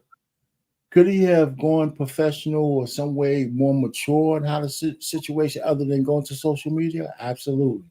I agree with that. But okay, so in some part, when we have people on these panels saying men and women don't mature until their brain is all somewhat at 28 and all that, why would we be surprised that a 27-year-old man with a young wife might have handled it badly? You're making excuses for him. No. I'm just going by. No. See, you just made an excuse for him being How come it's not an excuse if he would have went to a doctor or some professional? Yeah, I'm wouldn't- saying he didn't. I'm admitting That's that a he question. didn't. What? I'm admitting he didn't handle it like a 35 or 40-year-old man because he's 27. Okay, so So you're at making some point we got to. excuses. So a lot of times people want to say, you know what, at 27 you're too dog shit stupid to do the right thing, and so when somebody who's 27 actually does something wrong, now we want to beat the shit out of him. He didn't handle it like a 35-year-old professional man. You're being polarizing now. You know what it takes. Okay, wait. Okay, wait. Queen, Tell me. have you ever Explain. sat down and wrote like an essay or a paper, and the thought that you have to put in to penning these things, be it your feelings, be it your introspection, your vision on certain things, and then before you hit send or email, yeah, are you taking the time to like, should I or should I not do this? Because now I am exposing my wife in my relationship. Am I doing this with her feelings in mind? And empathetic. I mean, yeah, we're speaking.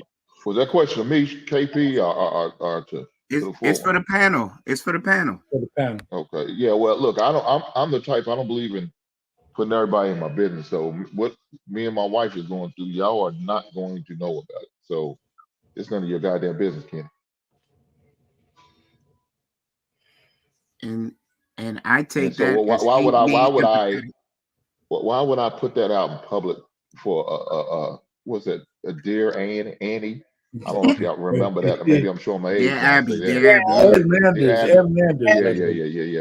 Yeah, Dear Abby. No, I'm not doing that shit. That's crazy. That was totally very feminine of him, you know. So maybe that's why she didn't want to have sex with him no more, man. Because she felt like she was dealing with a homosexual man. I don't know, man. Because that's a bad move on his part. Yeah, I'm just saying, man. That's not okay, man. Don't do that. You know, don't look. I know most times it's usually the ladies doing some shit like that, but dude, you as a man, you shouldn't be doing that. You ought to be curving her if she's thinking about doing it, let alone you doing it yourself. That's a problem, Kenny. So I hope that answers your question. It does. Now Sean's gonna say just the opposite. Sean encourages that shit. Because Sean is you're right.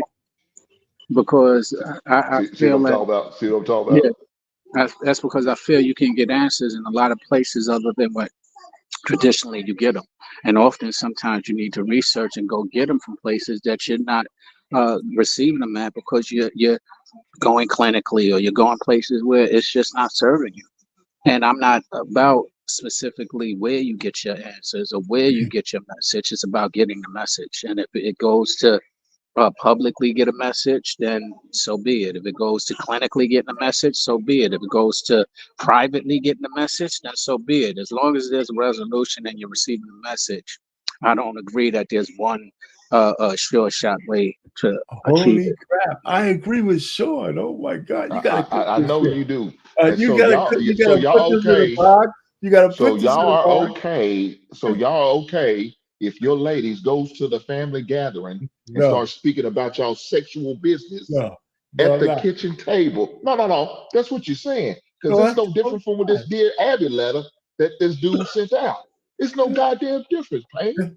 Yes, you and Sean both agreed, said, I agree. I'm okay with it. Doesn't matter where I get the information from, as long as I get them information. So if my old lady goes to the kitchen table with her sisters and her friends and talk about Sean's little dick ass ain't putting it up, and he runs out of pill every other week, I'm sick of this shit.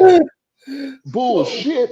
It's not for everybody to know what's going on between me and my wife. Look, if I'm having problems, that's between me and my wife. Now, if I want a third party, we're gonna go to a marriage or cancel. That's what we're gonna do. Okay, so she go to marriage counsel and say Hank little dick ass ain't satisfying me.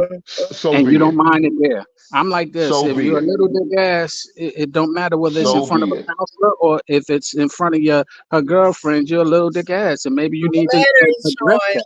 It matters. No, it matters. It matters. I hear you. It matters to it matters to others. It don't matter to me because I want resolutions. I don't want you to cater or coddle me and get in those resolutions. We're emphasizing coddling a man's ego in that case, but yet we don't want to coddle anybody else. But we want to coddle the man, and I just don't agree with coddling, whether it's a man or a woman.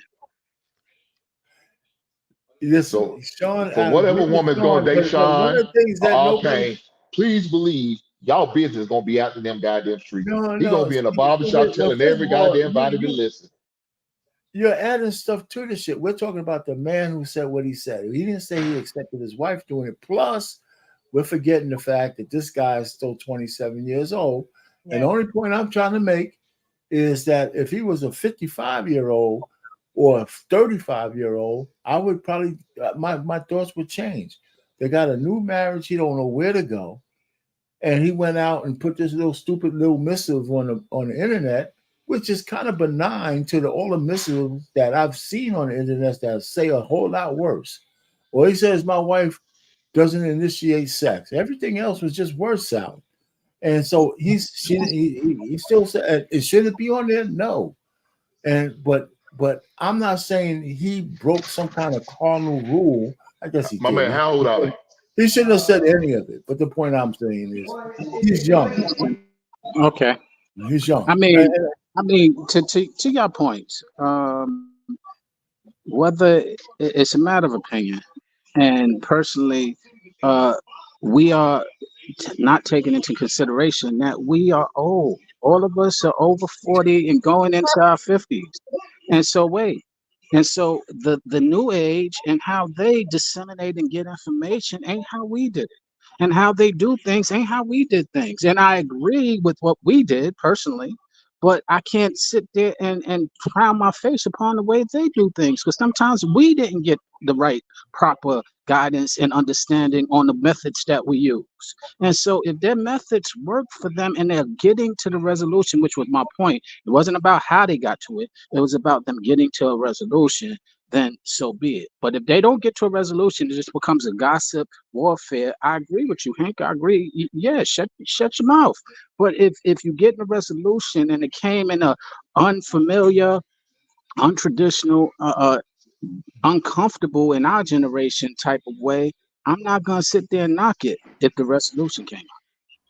Sean, we're not talking about stock options. We're not talking about how to change a car battery. We're not talking about fixing a hot water heater. That's not what we're talking about, Sean. We're talking about our bedroom. And that's what you okay with? For the public to be coming in your bedroom? Then you might as well let the public come all the way in your bedroom then. Well, the way you're looking at it from that standpoint, that's not what I'm suggesting. I'm suggesting getting a resolution, and I'm suggesting not sitting there identifying what won't work because we don't agree with it. If it works, and that's what works for them, especially in this younger generation where everything is so public, because we got social media, because we got the internet. Not that I condone it or I would even do it, but I understand it. And for us to sit here and act like we can't understand a different point of view, we're getting old. Let me be old then, Sean, because look here, I'm not going to sit there. It's okay for my son to say, Daddy, I want to wear a dress and suck dick. Bullshit. I'm going to do everything I can to deter that boy from acting and moving like that. I'm not going to say, oh, he's young, it's their generation. Just because we wasn't out there able to give fellatio to another man don't mean my son can't do it. Bullshit, Sean. That's Sean, bullshit. it's your fault. That's I don't know how you took it all the way there. Part of it because you talk. No, because of what you said. You gotta listen to what you said. Okay, you talking about allowing certain things to go on like it's okay. You took it there. I'm gonna go there with you. In our generation, they was still giving fellatio. They just was acting like they wasn't. You know it like I know it. So why are we sitting there acting like it's some big secret? So now what you got to say? The reason is because it was a secret. You better not come outside and talk about I'm out here doing this shit. And where did it leave us? It wasn't okay. You wasn't welcome with open arms. And what good did it do us? It didn't do us no good because we allowed it to happen. Us as our people, we okay with it. And that's our problem. We put the white flag out for any goddamn thing. We allow anything to come in. Look, I accept you, little. I accept you, little sissy boys. I accept you, little bulldag ass girls. Come on, we accept all that bullshit. That's bullshit. Why do we do that? I hear you, but again, so basically you telling me you don't have no homosexual men or women in your family that you accept. Oh no, Is that I what you're do. saying? I do. Oh, exactly. I do. So why Don't so mean why I you no acting like you don't? no. I got them in my family. Don't mean I accept them. That's the difference. Okay, well, you're right. There is a difference. I am more like Now, to where, I'm not going to look, let me Sean. tell you. I'm not going to treat them some type of way. I'm not going to go all out and be mean to them and call them names. I'm not going to So do that. what? But I'm So not going then to you're sit there and accepting them. say, hey, no. It's not about accept. I didn't say I didn't accept them.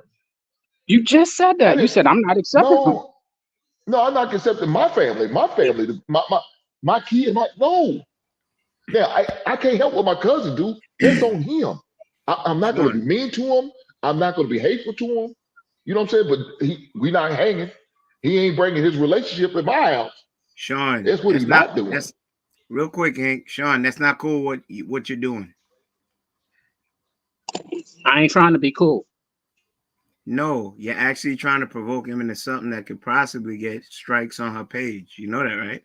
Child, look, I am not doing that. You What right, came Kenny. up? Let me stop. I agree. Right. Watch this. I Hey, didn't Hank, bring real that up. quick. My bad. I My didn't bad, bring that Prince. up. I So agree don't with put it on me. I didn't your bring it up. sentiments, but because once you say he got a gherkin, all bets were off. He throwing mud pies at you. You know, it's like the fight in the juke joint after Sugar Avery song. People get knocked in the creek.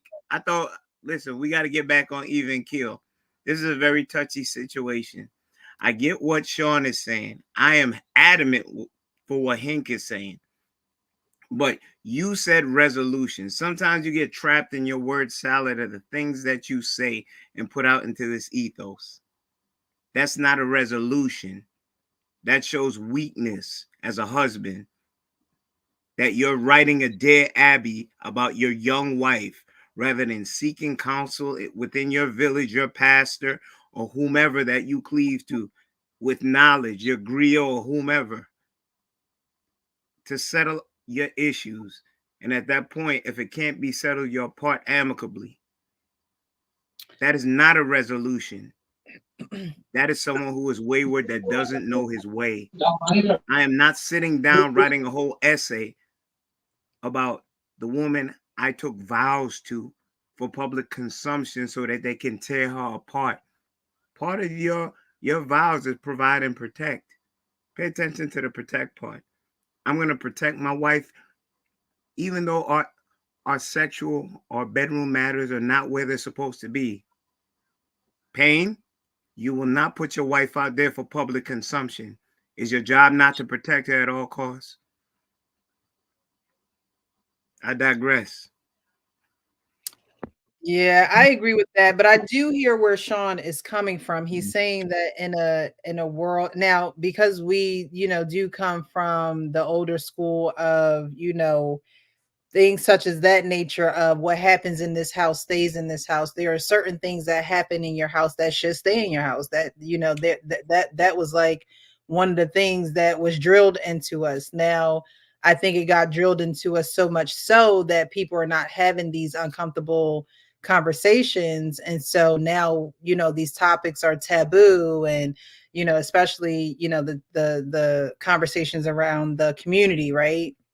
They're taboo, and they make some people uneasy and things of that nature. So I hear what Sean is saying, pretty much saying, these people don't have big mamas no more. They don't have, the family reunions where you just kicking it with your uncles and your uncles is drilling the game into you. They're telling you what's out here. They're telling you what to look out for.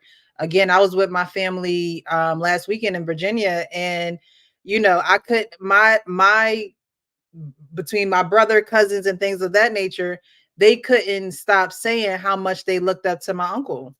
Like, they grown. They, you know what I mean? They're in their 30s. Almost, my one cousin's almost 40. It's like, those things are ingrilled or instilled in our generation. But as we evolve and we come into this new age, and all information is out there, there are people who are going to be so thirsty that they come to the internet, and there are people that come to this channel and they get knowledge and get understanding and things of that nature. But when we're talking about solutions, right, we're moving on to solutions on empathy. In order to get a solution, you have to be able to define the word. And like Kenny says, word mean things. So empathy is the ability to see things from another's perspective and feel their emotions. So you're seeing it from their perspective and you're actually feeling their emotions. It's almost like twins, right? Twins can have great empathy for one another because they can see things from a different perspective, and they can actually feel their twins' emotion. I think that they're probably the pair that share probably the most empathy. Children share empathy until they are taught to separate, isolate, and things of that nature. If one child falls down, you'll have another child that will come over, try to hug them, try to, kiss the boo-boo or whatever the case may be, because they have a heart or they feel the emotion of that other child. Putting yourself in another person's shoes might lead you to act with compassion and do what you can to improve their situation. In doing so, you can reduce the other person's distress as well as your own. So being able to understand someone, see it from a different perspective, and actually try to feel what the other person is feeling is what empathy is. And when you're trying to practice empathy, the best thing that you can do is ask questions, right? And when you're trying to understand something, that means you're asking questions to try to gain more knowledge.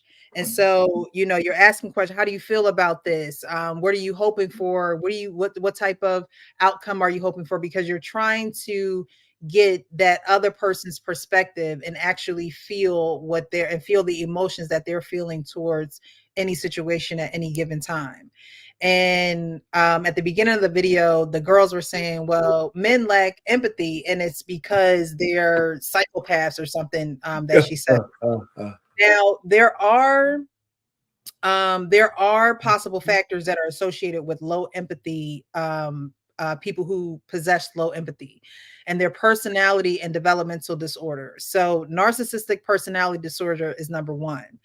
Number two is Machiavellianism, which in the 16th century political advisor and philosopher Niccolo Machiavelli wrote The Prince, a manifesto of sorts that emphasized deception, wickedness, and cunning as being more important to politics than virtue and morality. So that was back in the 16th century. And so fast forward to today, where there are people who practice deception, wickedness, and cunning. So they're trying to appease you. They're trying to use your feelings actually against you in a harmful way without that virtue or morality. So there's people walking around like that. They could care less. All they want to do is use you, and they will use your feelings against you, but make you feel as though they are on your side and they're actually empathizing with you when they're truly not. Sociopathy is actually one antisocial personality disorder, borderline personality disorder. Alexithymia is a broad term to describe problems with feeling emotions. In fact, this Greek term used in Freudian psychodynamic theories loosely translates to no words for emotions. While the condition is not well known, it's estimated that 1 in 10 people have this. So,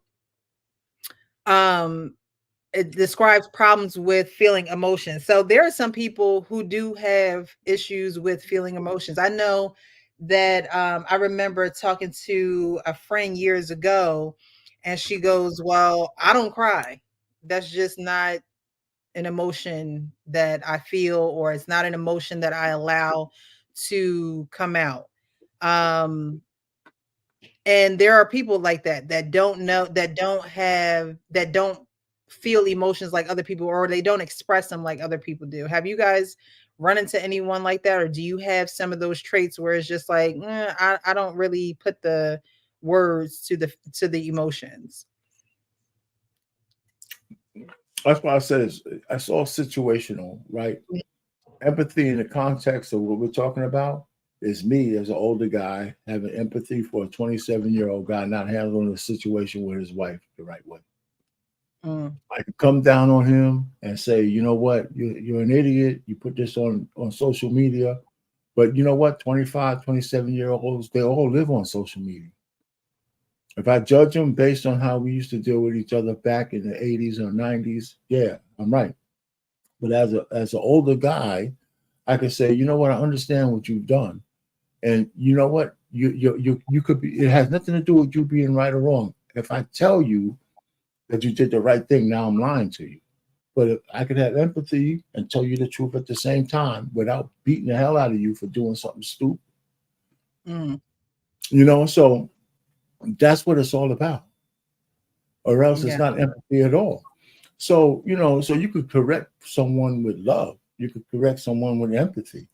And that's what this guy needed. So he went out and lashed out the only way he knew how, because none of these people, nobody's being taught anything better these days. For whatever reason, our society doesn't teach anything better to the majority of the kids out there. Maybe they shouldn't even be married. We don't know what kind of counseling they had beforehand or none of that stuff. I don't know what his list was to vet this woman or anything, or hers to vet him. RP, do you think as men get older, they lose empathy, meaning they don't attach themselves to certain feelings or certain perspectives and being able to feel what the other person feels? The situation, right? I have an older brother. If I use the word curmudgeon and it went through the dictionary, his picture would be there, right? Because he don't have no empathy for nobody. But I'm not the same way as he is.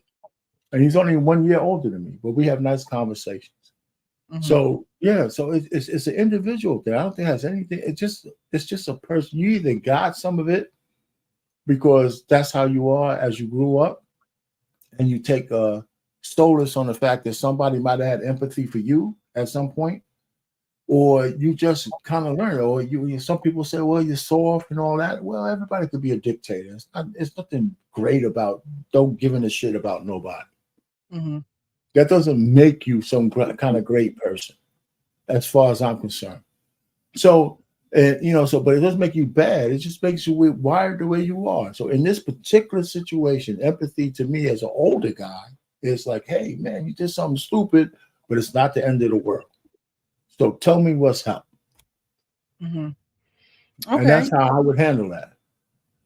Hank, do you think that empathy is a huge part, or do you think empathy is a huge component of a man dealing with a woman in a relationship?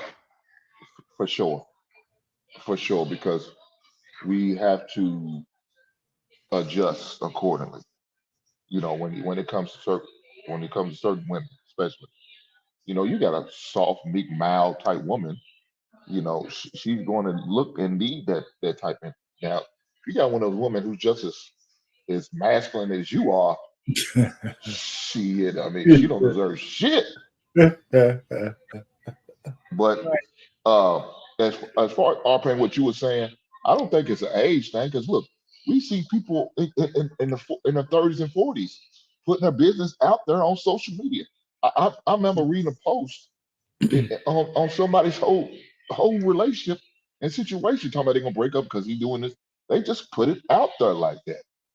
Now, why would you do that? Especially when you still with it. It'd be different if you saying it after, you know, everything's final, the divorce is final, y'all broke it up, y'all no longer there. That'd be different. But you still in the midst of it. Why? Why are you putting that shit out there like that? Because then what happens when you come back together and everything's all right with you? But guess what? Everybody else knows. Everybody else sees it. Everybody else gonna be critiqued. And you got some snakes out there. I had a buddy whose woman got rid of her girlfriend's ex because she realized he was a good man. Her girlfriend wasn't always on the up and up. And she knew because they went on girl trip together. They did their thing together. They know the secrets because they did it together, did the dirt together. But she realized she had a good one and she's messing around on it. She put it all out there. Guess what? Her girlfriend came and swooped him. Her girlfriend came and swooped him But up. the only thing I want to add to what you're saying is if you got 40, 35, and 40-year-old people doing what the 27-year-old, I wouldn't have as much empathy for them. I wouldn't have any. So to me, it's age dependent upon if I'm the person who's applying the empathy, age matters to who I'm giving it to. If So you're when does 30, it stop then? if you're 30 or 40, if you're 30 or 40, I'm not going to give you any. If Okay, you're so 27 and in is a that new is that marriage, the mark then? Is that the mark then? Go ahead. Say that again. Is that the mark then when you hit that 30 mark? No, 29 and a half? I'm just What using it as is an it? example because you said 30s or 40s. I'm saying the older a person gets, the less empathy they deserve from the person on the outside looking in, because they should know better. If somebody's 25 and 27, I can give them the grace because I can understand that they're still idiots. You know, So and, if so that's if your old lady make a mistake and do something crazy, you're gonna have empathy for her. Or you gonna take this stand like you just okay. said? I'm gonna have Okay. less Yeah, empathy I the don't want to older you make it get. personal. Oh hell no! But let me Hell say no! this. I'm gonna Hell answer. no! I'm gonna answer. Let me Don't back answer. channel now, brother. Let me answer. At Go ahead, brother. 35, yes, but at 62, not as much. Okay, so Let me have some empathy. So you went from none to not as much. Because that's Let, my wife. Yeah, let, we let, have let me have vows. some. I got you. I Let me have understand. some empathy. To Hank's point. To Hank. Hell, Look, no empathy for you I either, Shot. agree. You old head. I agree. With they should not be doing it. I can understand that very clearly, and personally, I would probably follow the same suit. But the point being is that uh, a lot of for example, the secret stuff that we sometimes advocate is what destroyed our family structure often, and that's why I have a very sensitive position when it comes to holding back. Now, I'm not saying make it public. To your point, that's the I understand your point of view. But at the same time, all of the secrets keep between us. We're gonna resolve it ourselves. Has gotten us pretty much nowhere. It's gotten us in a lot of work, in many more worse or worse places than we have been in several years. And I'm identifying that, and I'm like, yo, we need to have some change. Now, does that change mean we need to be on social media talking all the stuff that? No, I am empathetic to your point of view on that. No, that is not the resolution. But the point that I was making earlier wasn't about the method of resolution. It was about getting to a resolution as opposed to not getting there, where we have been stuck and stagnant often. Okay, so getting to the resolution. Yeah, I definitely understood what you were saying earlier. I wanted to address something that our Pain said. So you mentioned how age plays a role in the empathy that you have towards others. My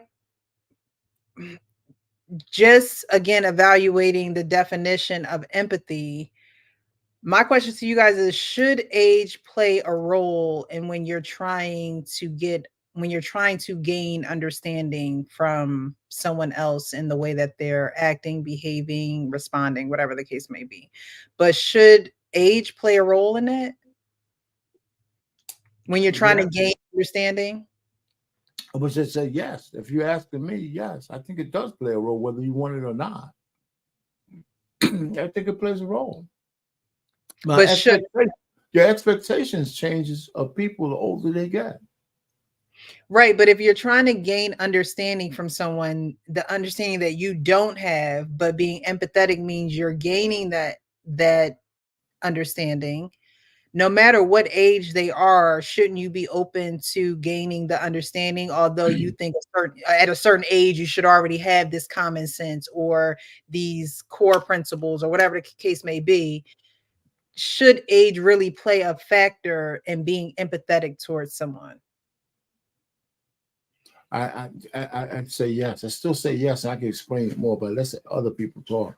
I say yes, and I know why. Mm-hmm.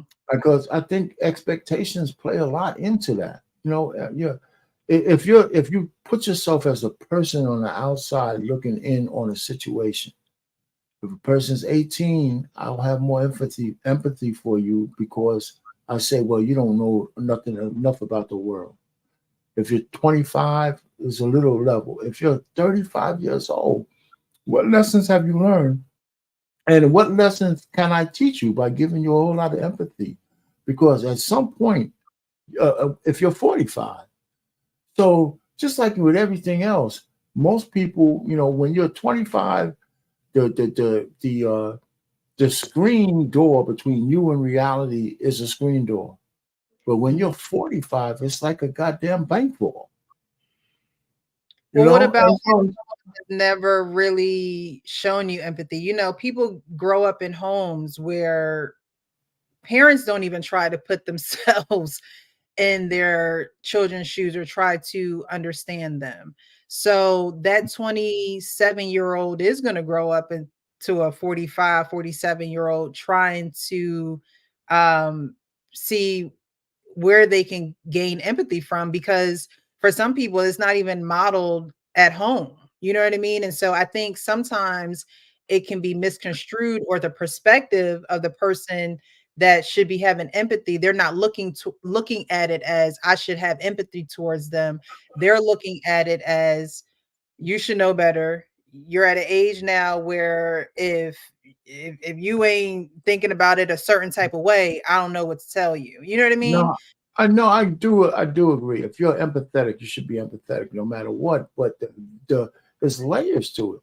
If you're 27 and you encounter me and I'm empathetic towards you, hopefully I could help you put some corrections in. But if you're 35 or 40 years old, the amount of effort, even if I'm empathetic to your plight, I have to let you know that, you know what, the things that you're doing, you're too old to come back from. Some of it, you ruin a marriage, you ruin some finances, because you've done something that you needed empathy for. So making that mistake at 40 is a whole lot different than making it in the 20s. I hear what you're saying. I also hear you saying help, right? So empathy is not necessarily about giving someone help. There's even understanding they need it. No. Empathy is about understanding another person and maybe how they feel, the way that they're thinking. So empathy is not necessarily, okay, I'm gonna have empathy and I'm gonna help you. Like, I'm adopted, right? Okay. I don't know if anybody up here has ever been adopted or in foster care before. Have you? Not me. Right. So somebody may look at me, or somebody may come to me and be like, oh, or observe me and say, oh, well, she's doing that because she's adopted or she was in foster care. Right. So their first line of defense is trying to help or trying to be a savior or things like that, when it's like, no, empathetic is gaining understanding, meaning, let me read up about adoption. Let me read up about foster care. Let me watch some videos and see what other people went through. Let me talk to people that have been in the same situation, so I know how to then understand this person. It's not necessarily that you're trying to help them, where that may come down the line once you understand, but the main objective is to understand. And I think that a lot of people do run to helping or saving or just piecing out, like, I ain't even dealing with it. I understand where you're coming from. They try to understand, and understanding, right? And the Bible says, in all thy ways get understanding, right? And understanding is simply, let me sit down and hear you out. Let's have a conversation. And then after I have my conversation with you, let me go do a little bit of research. And let me gain a little bit of knowledge on why you may be that way. Or maybe we need to have a few conversations, but let me learn, let me gain some wisdom and knowledge about what you're going through and where you're at. No, I hear what you're saying. I mean, I do. I hear what you're saying. I still think that the amount of effort that I will put in, it might still be a little different, but I understand in principle what you're talking about.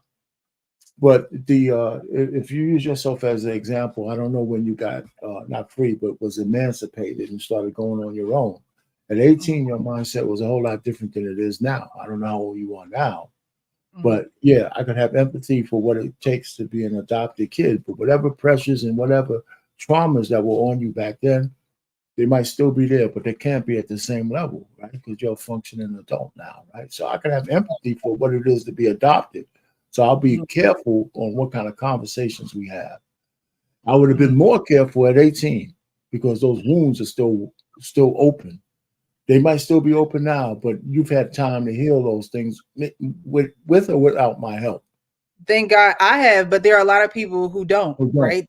Yeah. They don't get someone to understand them. They don't get someone to, some people you have a point. I understand. You're too emotional or you're too and before they understand the person, they write them off.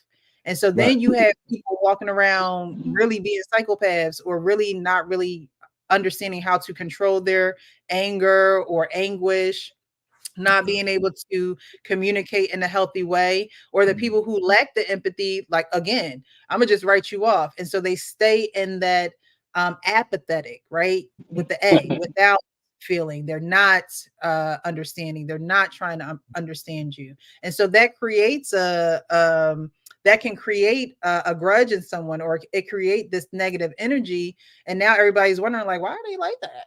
Right? Like, what's going on with them? I understand. You're right. And they get the other side of what empathy really should be. Gotcha. Sean, where you gonna go? Yeah, I was going to say the irony of empathy is that I'm empathetic to the fact that you can't teach an old dog new tricks, which means there's a lot of old fools. Oh yeah, I agree with there definitely are a lot of old fools, but that doesn't mean you can't treat. No, that's why I'm saying I understand that. So instead of going ahead and trying convince otherwise, I'm empathetic to the fact that perhaps they are set in their ways and perhaps they don't want to change and perhaps they don't want to be empathetic. So therefore, let me meet them where they are and let's try to move from there. Okay.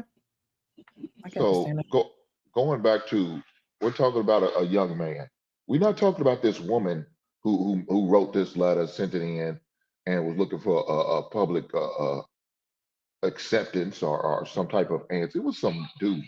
So we all know as men, that's not how we should be moving. A man looking for empathy? No, that's not how we came up. Because we know the world ain't gonna show us no empathy. They're not gonna be soft on us. They're not gonna be forgiving, especially as man of color. I don't know what color this dude is, but we know that's not how the world works. But that's how he's moving. Like he's supposed to, I want y'all to accept me. No. Somebody should have sit down and told that man, hey man, dude, why are you doing this? You on some bullshit.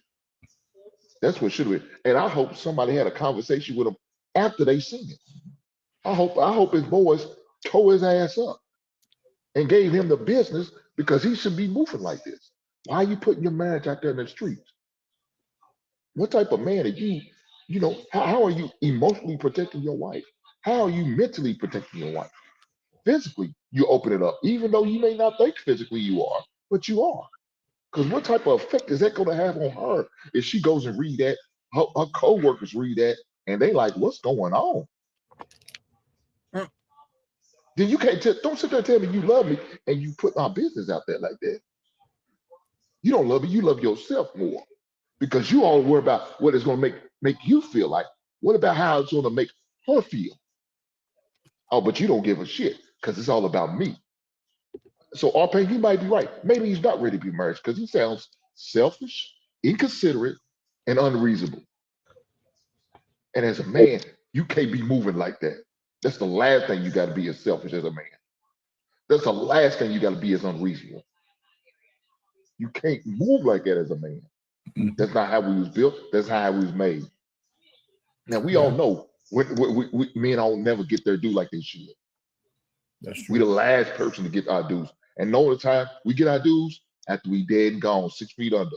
Then they'll start thinking back, damn man, he was doing this, helping out, making sure the family was good, checking on people, texting them, going over, driving by, bringing them food. Yeah, he was doing that. What was that shit when I was up and alive and still kicking? Y'all didn't send me no money to cash app to try to help buy some food for y'all or come over and give me some gas money when I was getting my truck and helping y'all move from point A to point B. Nah, wasn't none of that going on. It wasn't till, you were to get my flowers after I can't smell them no goddamn more. Now that's irrelevant to me, but I'm just saying. So as men, we know that's our situation, but we still do what we got to do. Why? Because we have empathy for our loved ones, for our wives, our children, our extended family, for our people. Sometimes too much empathy. I'm not gonna lie, but I'm gonna leave it there.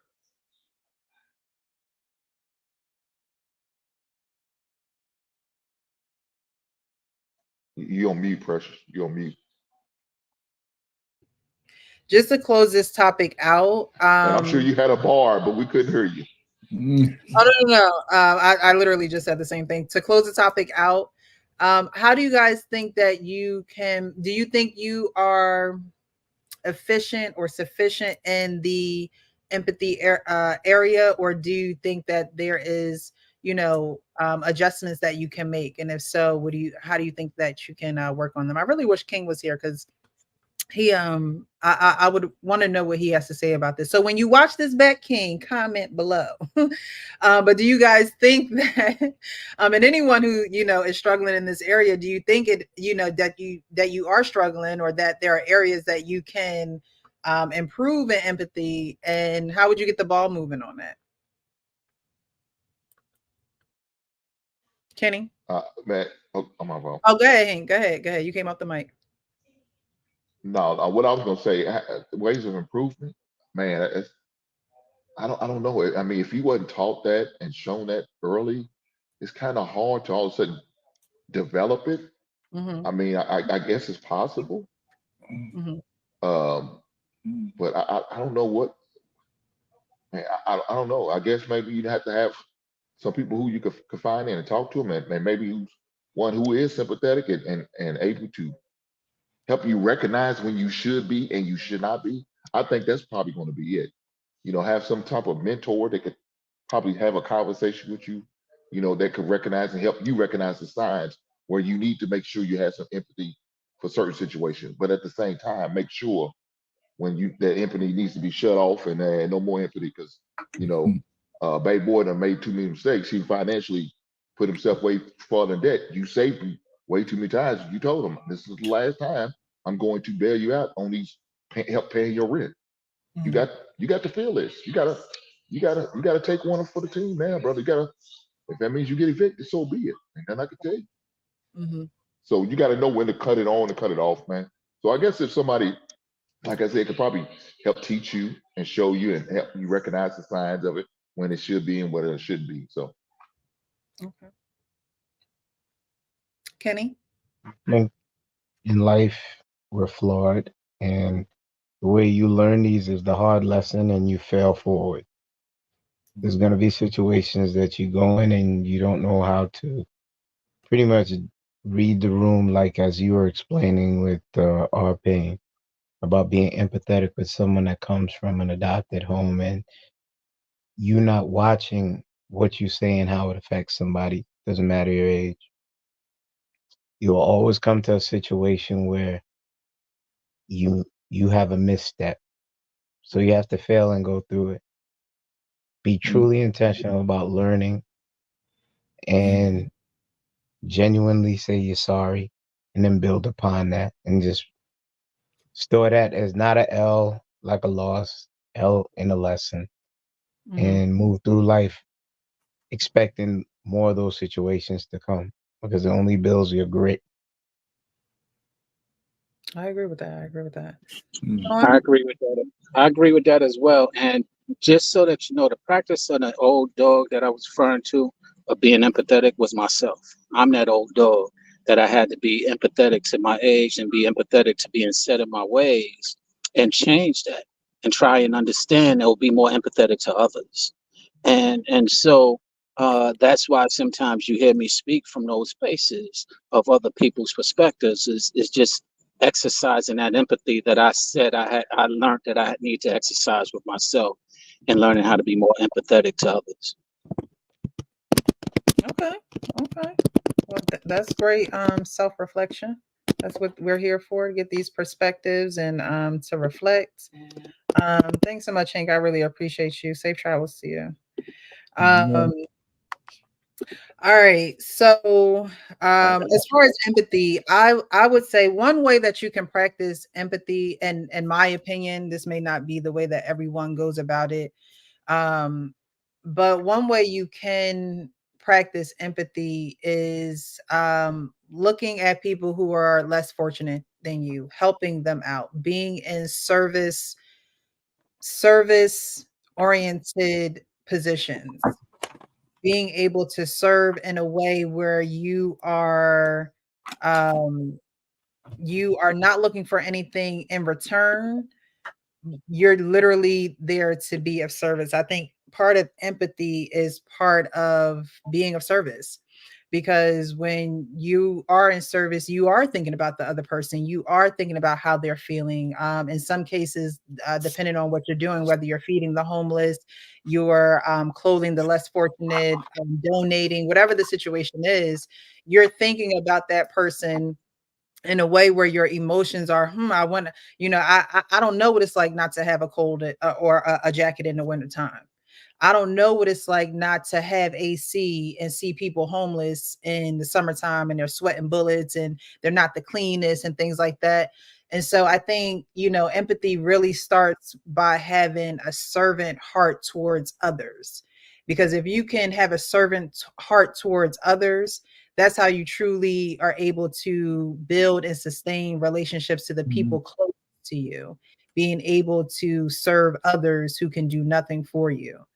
So then when you are showing empathy towards your family or immediate family members, and it should mean something for the people that you don't know and who are complete strangers to you. And again, they can't do anything for you, but for the people that are in your immediate circle, practicing that empathy with them, at least you should render something in return, because it should be a forever cycle of reciprocity and give and take, and again, being able to serve that other person. And so that's one way I believe we can practice empathy, is by looking at those who are less fortunate or just serving others in some type of capacity, where you have to think about others and it's not all about you, and you're not being selfish, and you're not carrying out these narcissistic traits where it's all about you. And then when someone comes to you with an issue, it's like, oh, well, I don't feel that, so that's not my problem, that's your problem. You know what I mean? When you do that for somebody that can't do anything for you, you have a different recollection of what empathy is and how to continue to practice it with those who mean much to you. So that would be my suggestion with practicing empathy, because men, y'all can do everything, right? You don't necessarily need anybody else for anything. But when you are dealing with those who are less fortunate than you, or maybe a young kid who is following the same footsteps as you, you can actually put yourself in his shoes. You can actually, go the extra step to help that person and to actually feel their emotions and understand their perspective, because you have been there before. All right. So last topic. A man says why you never chase a woman. And of course, he's talking about a man, of course. But he says why you never chase a woman. We're going to get into this video.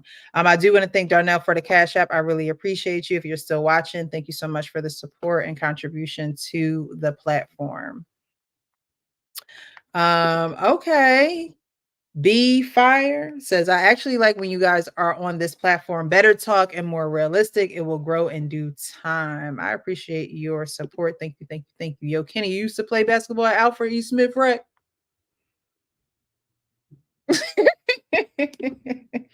You got somebody that recognized you in the chat. All right, so we're gonna get into this. Why you never chase a woman?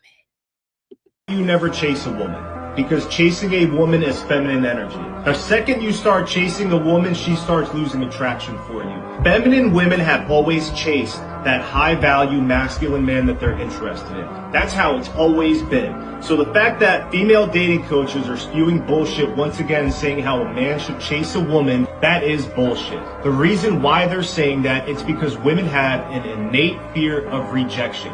They can't handle rejection. They can manipulate you guys by telling you, you do the chasing. We don't have to do anything. You guys should be the ones pursuing and chasing because they can't handle rejection. So that's how they manipulate you fellas. And let's manipulate them so we can still have the power. But another thing that chasing a woman does, it eliminates the fact how you can't gauge her level of interest if you're the one chasing her.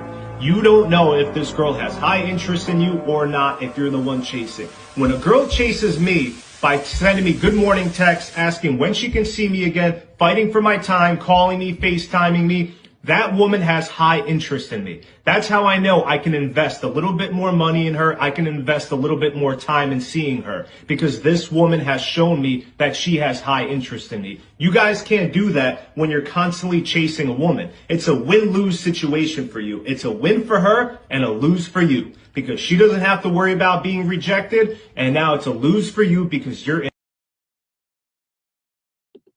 That was the end of the video. Sorry, y'all, it cut off right there, but that was the end of the clip that I saw. So I do see I disagree in the chat, but how do you guys feel? Do you think chasing a woman is feminine energy? It could be. It could be, depending on how you chase it. But, you know, I like these conversations because I agree with them. I mean, if you're a guy who is regularly active and you're a select guy, the dynamics with women is a whole lot different than if you're a non-select guy. And we keep trying to, ignore that fact, right? There's guys that women gravitate towards, and then there's guys who have to go out and cultivate relationships with women a lot harder, a lot more. And those are just the harsh realities. That's why when you look at statistics, they say around 35% of men between 18 and 35 haven't had one sexual partner, right? And I don't know if I agree with those statistics, but, you know, they're not getting a lot of bodies. So they're going to chase women. They're going to chase women, and they don't care if you call them, effeminate and all that. They're going to chase women. The women who get 1,000 or 100,000 likes on their Instagram, those are those guys. You know, and the fact that OnlyFans is off the chart for some women, those are those guys. You know, so the evidence of men chasing women is all around us. So for this guy to come out and say don't chase women, some guys will say it's easy for you to say. I got 3-inch thick glasses. And, I got a pimple on my forehead and ain't no women looking for me. I got to chase those. I got to chase them. You know, so all I'm just trying to say is, so it sounds really good. It sounds real masculine. Don't chase them. It's a good little message. But like maybe 10 to 20% of men can actually live that and actually do. Hmm. When you say guys like on OnlyFans, are they chasing women or are they chasing an a fantasy? Feeling? That's the same thing. They're chasing a fantasy. But their fantasy is really psychotic because they're never going to touch these women. Right. So that's what I'm saying. Are they really chasing the women? That's just indicative of how they will deal with women in real life. Matter of fact, they might have completely ignored women in real life. That's why they're on OnlyFans. Because they don't have that same rejection. They'd rather live the fantasy. That guy is not going to be suave. The majority of them are not going to be suave when it comes to a real woman. It's not. One woman shows him a little smile and some attention, he's running after her big time. I got a chance to get a real woman. How fast do I have to run? And he's running his ass off. That's what I'm thinking. Okay. the guy said when you start chasing a woman, she stops losing attraction to you. Do you guys believe that's true? When you Yeah. start chasing a woman, she stops losing attraction to you? Yeah. Yes, I believe that. Go ahead. Your women are enigmas, and you're also unicorns. Certain women, they don't like to be chased, but then again, they want their attention. And it's like a quagmire. It's like you start crying like Tyrese, what do you want from me? It's like I can't be in your head. You pique my interest. Am I not supposed to see about you? Am I not supposed to learn things that make you smile and make you, think and, make you see me different than you see a regular man walking on the street? That takes time. That takes interest. That takes me pursuing. But then again, you can line up certain females, and the one that you pick is the one that, oh, he's pursuing me way too much. And she changes the whole dynamic of the thing that you thought you were doing right as for showing interest and wooing her in certain type of ways lately. And then you could just become friends on Freddie or Brose real quick. So Kenny, I mean, you use Tyrese, right? He's not a good example. It's almost like using the thing that he did, not no, Tyrese. let me just finish this, because he's the kind of man who shouldn't be chasing anybody. The fact that he's a loser in love is because somehow he's got a personality flaw. If I could sing, I could act, and I had the money he has, there's not a woman on this earth that I would chase. Not one. So the fact that he chases women, he chooses poorly, is his problem somewhere, because that's not how a man with his attributes should be moving. That's what I'm doing. How'd you just use him as a focal point of, rather than me just making fun of because you mentioned him, and you mentioned him in the context of the fact that he's a loser in love. For a thing, metaphorically speaking. Maybe the metaphor just took me into that place. No, I would agree. I'm 100% in agreement with the situation that he's dealing with. Is like, that's a lot, but that's more than just, there's a child involved, there's legal matters involved, there's a whole bunch of things that goes in that. But going back on the topic, it's an enigma. Part of what that guy said, I fully agree with. It's like, you know what? I'm going to stay focused on my purpose, because me investing this time, and no man can say if it's a woman that piques his interest, he doesn't put emotion in it. You are actually doing things to make sure this one woman out of any other woman notices you. And in hopes that she takes you as that one, she was like, you know what? I think I'll have him, because I'm watching as much effort being put into me, and I genuinely like it. Then you have those other small subsect that will have you spinning around and on your back and counting them, those things, those canaries flying around your head, and you just can't figure it out. Well, tell me what the difference is, though, Kenny, with your examples. The example you just gave. Well, no, what I'm saying is the woman that I'm not saying you don't pursue a woman, but if you have, here's what I'm saying. A lot of times when you pursue a chick, it's what I believe. She sees you coming. So she's already made up her mind that she likes you. So if she sees you coming, it depends on there's levels to it, right? There's just kind of levels. You put your foot out there so she can keep her so-called woman ego in check and say, listen, he's coming towards me. That's enough, because I really want him already. And then the other guys who are chasing women and become RMOs, that's different. They're chasing a woman. They have no interest in him, but he's still coming towards her. And she assesses, well, maybe I can get something from this RMO without giving them any sex. Random male orbiters. That's why some women have a whole bunch of random male orbiters who we call just like guys in a friend zone. They extract what they need from these dudes, and whatever it might be, and then they just keep them in that goddamn orbit. Some of those guys might get lucky once in a while, but most of them don't. And so it depends on what kind of woman you are. But the guy that she wants, she would like to see him make some kind of effort sometime. But maybe he doesn't have to. If she really wants him, he don't have to chase at all. Those are a very small percentage of men.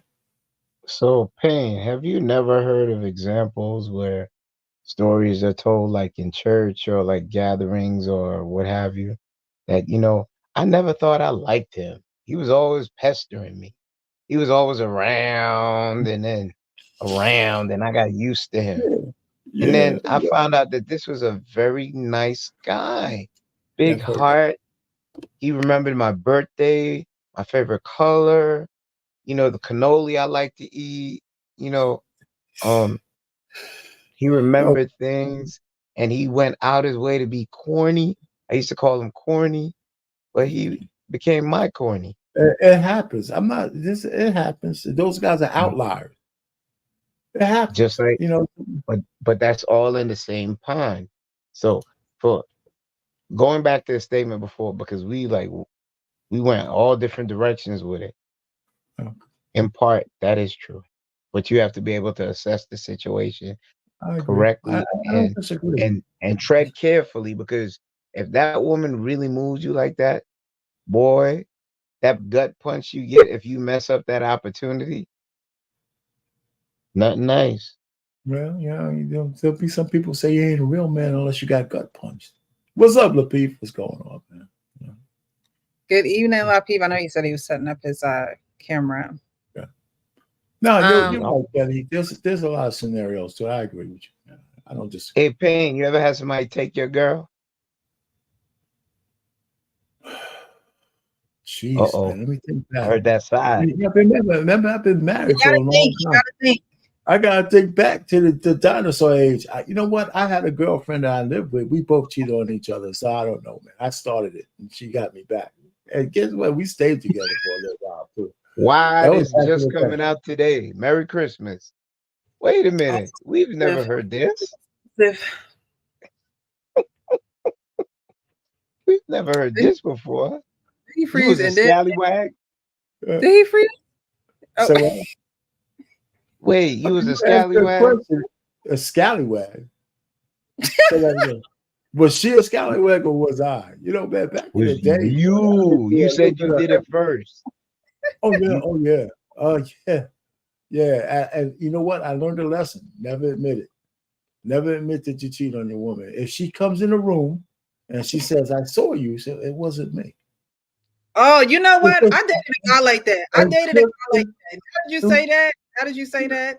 Yeah. I'll never forget it. I was asleep, but I wasn't asleep. And it was early in the morning. He was going to work. And he was just going through my phone. Like he just picked up my phone and just started going through my phone. And the next day I woke up and he got home and I said, "I saw you going through my phone. Everything okay? Like, you good?" I wasn't going through your phone. I was like, "I saw you with your phone." Like, I saw you with it. Bright light on. And he had told me he had trust issues in a relationship prior to that. He had found that his ex was cheating with her masseuse. Like, so some people, just have those fears and traumas, and so they think that everybody is going to do it. So I believe that a lot of men do have that deny. Dude, if you don't see me do it, I mean, I saw him do it in that case, but most of them's like, if you can't pin me to the crime of the scene, like, don't say that I did it. The frat brother told me, he said, "Man, did she see you do it?" I said, "No." He said, "Why you admit it?" I said, "Well, I was stupid." And he said, "Yeah, don't ever admit it. Don't, because she don't want to hear you say yes. Just keep saying no. She could have all the innuendo she wants." I didn't do it, baby. This is why y'all driving women crazy. You heard it here first on the Real President. It's just funny. I never, since I got married, I didn't have to worry about it. But I never admit shit. I tell young guys that shit all the time. Never admit nothing, man. She gotta take a picture of you, and if it's not clear, it's not you. See, that's why you coming so because they know that these men are going to deny it. So that's why they go to the highest level of humiliation, because they're like, nobody's going to believe me. No one's going to believe this. So let me put it on social media to air him out, because who would believe little old me? It's still not me, baby. It's You still exposed, man. It still ain't you, huh? It's just not me. Right. It wasn't me. Boy, Okay. the plot thickens. Listen, man, the little short 9 years or 7, 8 years, but of my experience before I got married, man, they were filled with all kinds of great experiences. I'm telling you. You try to make it sound like it was like 5 months. It was a I couple. see you. It was a couple of years. I mean, Some of these guys be going 17 to 25, 26, man. 17 to 26. It's a short period of time to be a free man. And chasing a woman, back to the topic, is not feminine energy. You listen to those dudes on the sideline that ain't got nothing chasing them or nothing they pursuing. That sound like misery love company. And I ain't sticking around with you. Now, do you guys think that feminine women chase high value men, or do you think that feminine women put themselves in position to be around high value men that will catch their attention? Because I don't necessarily think. Now you have what's her name, Gabby? What's her name that just married the big one? Huh? Oh, Gabby who? Am I saying her name right? The gymnast. Am I saying? I may be saying it wrong. Simone Biles. Simone Biles. Yeah. Gabby. I'm thinking about Gabby. The football. So she would married you the football player? Her being a feminine woman chasing a high value man. Well, a lot of people didn't even had a lot of negative things to say about that man. I don't know why, but would you consider her a high value or a feminine woman chasing a high value man? Who wants to tell? I just consider her one of the things I think we have a problem with, especially with so-called modern women, is that they believe their achievements means they're no longer regular women. She just saw a guy she liked and loved. That's it. It doesn't matter what she was doing, you know? Right. So she just fell for a guy who, you know what? He might not make it. He's never going to be as famous as her, but he's not a scrub. He's going to make a little bit of money in the NFL. And she was enamored with him, and she went after what she wanted. Can you imagine how many guys that are afraid to approach her, who didn't approach her, what kind of lonely life she has as a gymnast, working out all the time and all this, everybody, you know, so she saw an opportunity, she took it. And that was it. And I think people make a little bit more out of it. So, yeah, I mean, there's beautiful women who say, listen, you know what? My options are limited, not because I'm beautiful, it's because the kind of guys I like is limited, very limited. Mm-hmm. Right? So if I have an opportunity to snag one of them, the smart woman will go do it without the bullshit from, you know, the modern media. And she was just one of them. And she took a lot of flack for it because of that interview. And she told everybody to kiss her ass. I think Simone actually did what most women don't do nowadays. And that's just shoot her shot. Like Simone was like, you know what? I'm going to just go in his DMs. I'm going to just, you know, do that. But Simone Biles reminds me of this video that I saw of this man speaking about the woman that he's with. Women, I wanted them. They never wanted me. But when I met my girl, you know what I'm saying? Shout out wifey, I love you so much. She chose me. She wanted me. We met on some natural shit, bro. I never even told our story on any kind of interview, bro. I met her one day at the beach, bro. It was a beach party down the shore. It was just regular day. I was with my bro, Eric, and we was drunk as hell. They was drunk as hell. So I'm just thinking like, oh, we just met each other. We bumped each other. We just had a little vibe. I got a number. That was it. I ain't speak to her for months after that, bro. We just had little side texts here and there, or just little messages on the gram, and that was it. And then one day she just took a chance on me, bro. We went to go see a movie. We went to go see Smile. That was the first movie date we went on. And from there, there. She's been stuck with me, and Right. she chooses me every day. She wakes up and actively chooses me. She go cuckoo for Cocoa Puffs over me, over the slightest little things and shit like that. And even though it'd be annoying, but if you, like, fellas, if you got a woman that's out there that's like that really cares about you, that just like really, really wants you to be all about her, be all about her, bro. Because at any point in time, she could be with some other, she could be doing something with somebody else. But if she's waking up and choosing you, you lucky, bro. You lucky. Right. You gotta understand that and keep and hold that down. You know what I'm saying? Because that's rare, especially now with the kids and dad. You ain't gonna find nobody like that, because these just feel like, oh, the moment you do one thing they don't like, they on to the next one. Right. Or they in the club again, popping bottles with this, popping his chain. Right. Man, no, bro. Right. If she choosing you, bro, stay with her. Choose her too. Y'all gonna be good forever and ever. I see. I agree with him 100%. One of my tenets was, and I'll be real quick, I said to men out there, make sure the woman that's with you looks at you as her number one choice.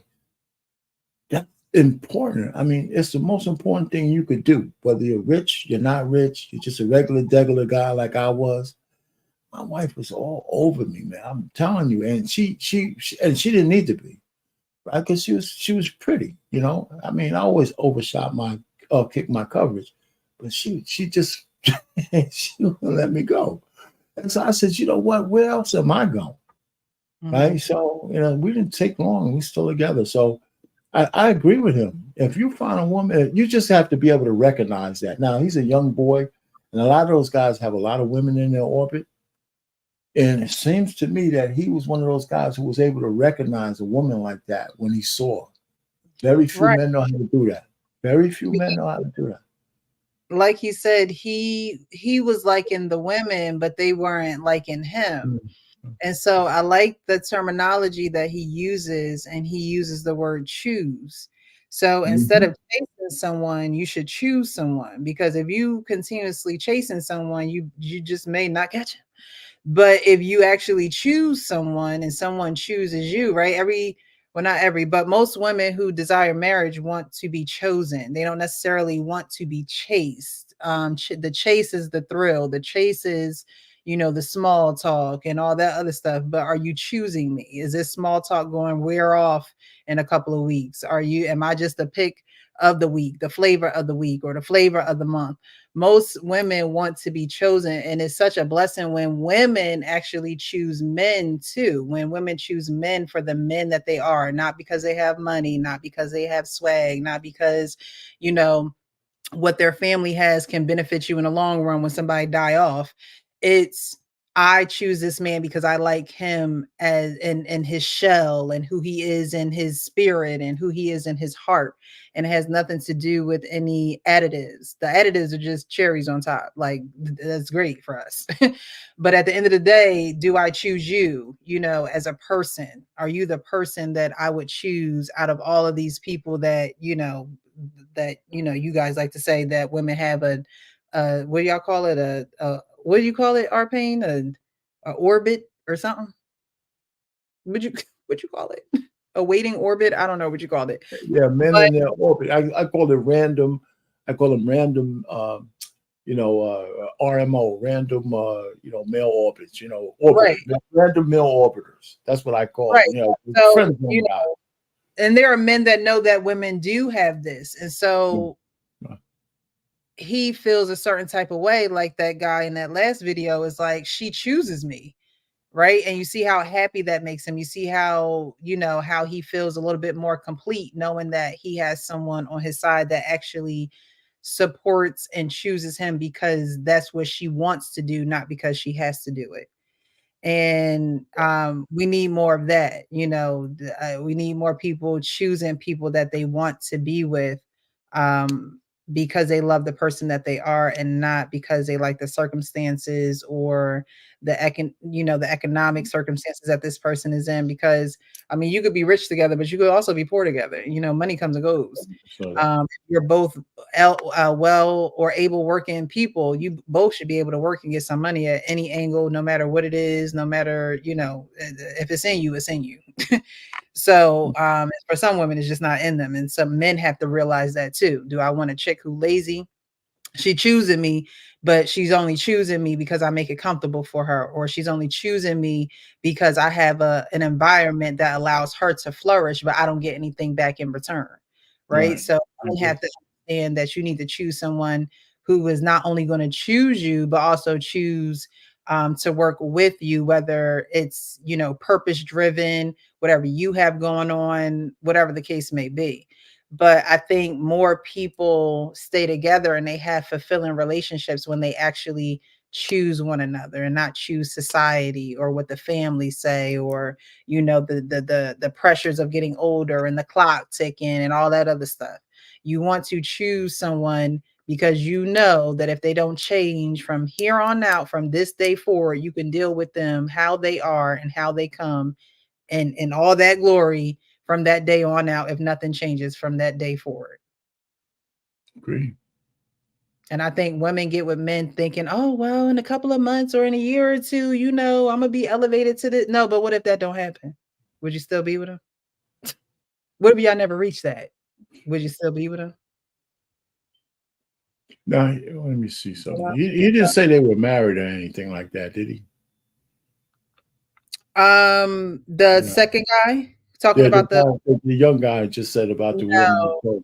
No, I don't. The only thing is, one of those things is that's a prerequisite, but as long as he reserves the right, because he's got to be the one to ask to open that marriage gate. And she has to say yes. So, it's good to know that she chooses you, but you still have to be responsible for asking her and hearing her say yes. Right. And that's the key, So a lot of guys ask women they shouldn't be asking at all because they haven't really punched all the tickets they should have punched. Anyway. Well, they probably chased that woman. They probably chased her. And now they're in a situation where they're getting married and they second guessing, the marriage and going down the aisle with this person. So good evening, JR. Lapeef JR, excuse me. How are you this evening? Yeah, there you go. It's still on. You're still muted. How everybody doing? What's going on, JR? What's happening? Another day in the paradise. What's going on, Kenny P? All right. Were you able to see the video of why you never chase a woman? That video, I know you were setting up. It was the first video, right? The first one. You played. Yeah. I was able to catch a little bit of it, but I think the title was self-explanatory. So my view, my take on it. I didn't hear what you guys had to say, so if I repeat something, then it is what it is. Never chase a woman. I agree. I don't think you should be chasing a woman. People so quick to say we should chase our purpose, but what does that really mean, right? I think that you have to make sure that you are in order, especially when you are considering to lead a woman and lead a family. You have to make sure that your life and everything that you have is somewhat in order, or either leading in that direction. Sometimes life just happens a little bit earlier than anticipating.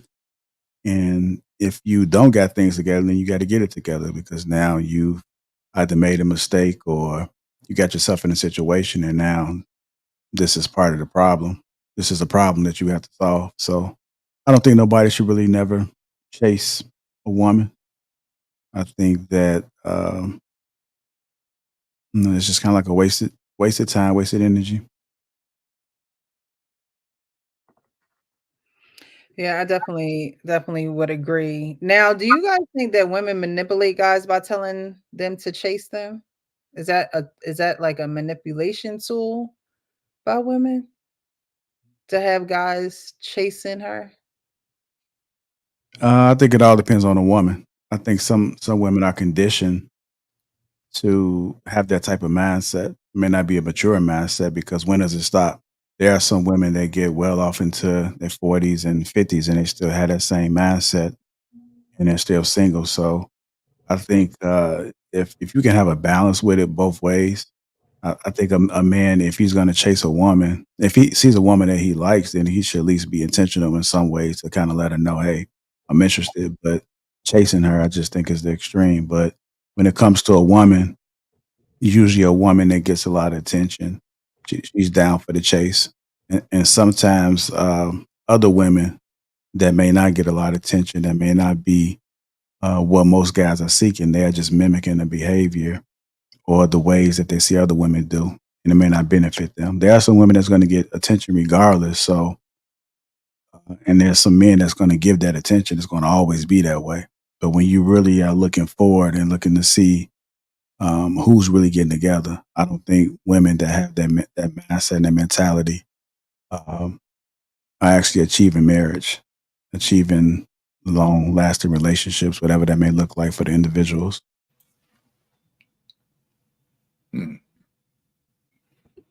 Okay. What about you guys? R-Pain, Kenny? Yeah, well, when you say manipulation, but can you hear me? When you say manipulation, it comes in many forms, right? Some people say there's benign manipulation and then there's malignant manipulation. I mean, the dance that you do with the woman that you're enamored with and her with you, there's a dance, right? So there's somehow you have to ferret out whether your pursuit of each other is something that is wholesome and intentional, or she's just playing games. Now, some of that stuff depends on what your position is in life and what her position is in life. If you're equally yoked and you're both trying to look to get your feet on the ground, you don't have as much to worry about. But if you got a whole bunch of bag and she don't have nothing, then you have a little bit more to worry about. And vice versa. If she got something and you don't have anything, is she with you just because she got an itch she wants you to scratch? So, I mean, I think when it comes to that kind of marketplace, I think women have more of an advantage than men think that men allow them to think they have. And women know. Men don't. Men think that they're in charge of everything, and it's not necessarily true, especially when it comes to sex. So it just depends on, the situation. So there's all kinds of situations. So as a man, you just got to know where you fit in. Right? If you got a lot to lose, you're going to be wary of the women who come at you. If you're just a guy on your square and you just like kind of getting it together, but you somehow know your way around women, you don't have to be as cautious because you don't have as much to lose. And most women who coming at you, they can see whether you're rich or not rich, and they might just like you. So you got to keep. So it's a various thing. Now, I've been out of the market, and everybody keeps telling me how crazy it is today in the marketplace. And thank God I'm not out there, So, I just came off a stream where the whole notion of the stream was the quest for a marriageable Black woman, right? Out of all this shit we talk about, are there any left in America? Of course there are. But there's a whole bunch of men on these stupid streets who'll tell you that there's not. I don't agree with that. But you still have to ferret out more women today than I had to do back in my day. Right. So, so it's, dating is a little bit of manipulation, a little bit, but it doesn't mean it has to be nefarious. Let me just land it there. Okay. Kenny? I think it was the point of some women love to be chased. That ego needs to be fed. Others, they realize the complexity, and I would say that's the small subset. They realize the complexity for a man just to come up to a woman in this day and time and just be judged on their character, not their FICO score, not what they can give them, the wrong messages being pushed. You look at the predominant factors. If you can quote Sexy Red, I want to get away from you quick and fast because I don't want to know if you're booty hole black. I want to know your name. I want to know the things that you like. I want to know how you see me. Can I be comfortable? Can I be unguarded with you? Because most men, I'm not giving you my trust. Just like you ain't giving me your panties. So we gonna have to come to some amicable agreement. I like you. And I know well in New York, we did a test, a couple fellas that I know. See how many hellos you can get and get a response back. Probably like 3 out of 10. In real life? Like on the street? Oh, we did on Fifth Ave. We did it on Fifth Ave. Just a simple hello. I can only speak in my opinion from what I saw, which is factual. A hello is a dirty word. Well, you are. You said what? Kakalaki. It's like, nah, I said you Yeah, are New York. you know, That's it's always part. been the culture of New York. Yeah, That's not even like a 5 to 10 year type of thing. That's just the culture. yeah. Unfortunately, it's sad. I'm in full agreement. But I know a lot of women that like to chase, and then it goes back to the point of what we're trying to establish when I was going back and forth with R Pain. It is a daunting task to put your heart on the line and your feelings, because men do have feelings, no matter how they try to mask it and say I like you, and then get a whole rock thrown in your eye of insults or they. I remember back in the days they used to be, I'm flattered, but not They let you interested or have a man. Man, even if you don't get your corny, if you don't get your oh, you like me. Mess around, get maced in your eye. Listen, the chase is there. It's not for the weary. You really got to be up and ready for the day. If you see something, tread cautiously or go directly into the breach. Full steam ahead, ready to go. And just deal with how the chips fall after that. But women do like to chase. Unfortunately, a lot of what they catch, they don't want to keep or find out if it tastes good.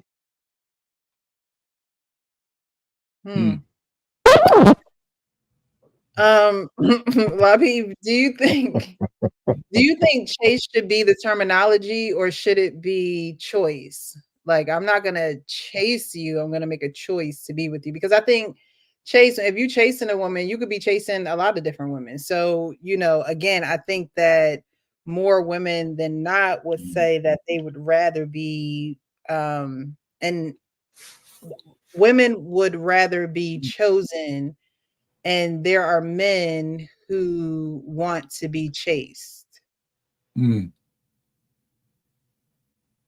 So what was the question? The terminology, do you think chase is a good word to use when it comes to the dynamics of a man and woman? Should it be a chasing type of scenario, or should it be a choice? I mean, I'm not the person for words when it comes to that. I get the point. So whether you chasing, pursuing, vetting, I still think there's a balance in between it, and it's going to all depend on the type of person you're dealing with when it comes to man or a woman. I think certain men do qualify for certain type of women, and those women, if they want them, then they're gonna make it be known some way.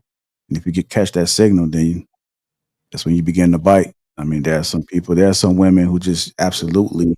Well, I've seen women that are used to getting chased still put themselves in position, depending on the man.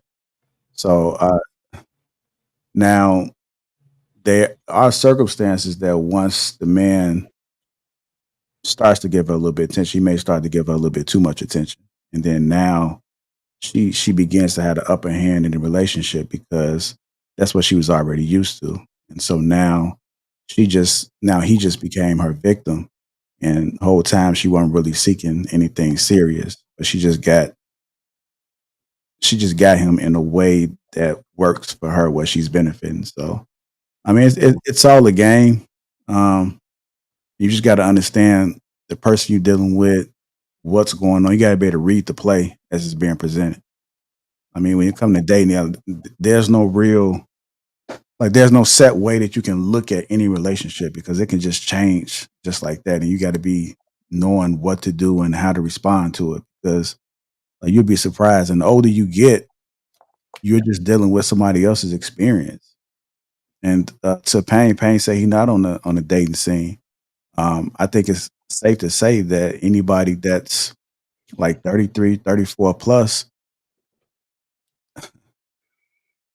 9 times out of 10 is going to be a representative. It's going to be a lot of discovering. So if you guys decide to hop into a real relationship, it's going to be some work on both ends. Like y'all going to make some discoveries, and then y'all may have to revisit and say, I don't think this is what I really signed up for. Like I've seen people say they are a certain way of presenting themselves, and then once conflict start to happen, you begin to see a different side of them.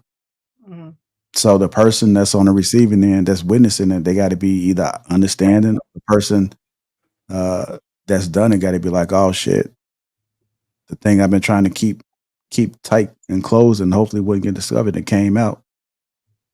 And then y'all had to have a conversation and just try to figure it out, man. But like that's why I agree. I think people should date younger, and they should try to find they people young, because then you don't have all those miles and all those experiences and different levels of trauma on both sides. Because I think men have it too, especially a man that's been hurt. You still got to question the man that's single too, or at least a man that ain't been in a relationship in a long ass time. It's like, then what happened? What you been doing all this time? Chasing and not choosing. It's like, no, I'm just kidding. I don't know what he been doing, but I think that I agree. I definitely agree with what you're saying. I think that conflict in any relationship is going to definitely bring the relationship to a different dynamic, and that's with people who can communicate. That's with people who did choose one another. I think that conflict is always going to bring out the best or the worst in a person. So like you said, it's a choice that you have to make to continue to see that thing through. The last question I wanted to ask you guys, or bring to the forefront, and not even a question, just from what the guy was saying in the video. He says, if you're the one chasing, you can't gauge her level of interest. So have you guys ever been in a situation where you're chasing a woman and you can't gauge her level of interest because you're the one doing all the chasing? Do you, I mean, do you guys, how do you come to a conclusion that a woman's not interested in you? Go ahead, Kenny. When you've tried a couple different ways and you tried to show her that you're willing to be intentional and show interest in certain things, as for letting her know that you pique her interest, and she acts like you're not there, or she doesn't take you seriously enough. And it goes back to that old adage, if someone wants to be with you or check for you, they'll find time. Mhm. And then you have to look in the mirror and, to lick your wounds and say, okay, time to make space. I think the worst position you could be in as a man is for a woman who you're chasing. She doesn't dislike you, but she doesn't like you enough to be yours. And she might give you just enough attention that you keep chasing her, and you're too dog shit stupid to understand the difference. And that happens to a lot of guys, right? There's a chance when you're in between, right? You might even get lucky, right? She might even give you a little mercy piece or whatever, as you thinking it's more than what it is.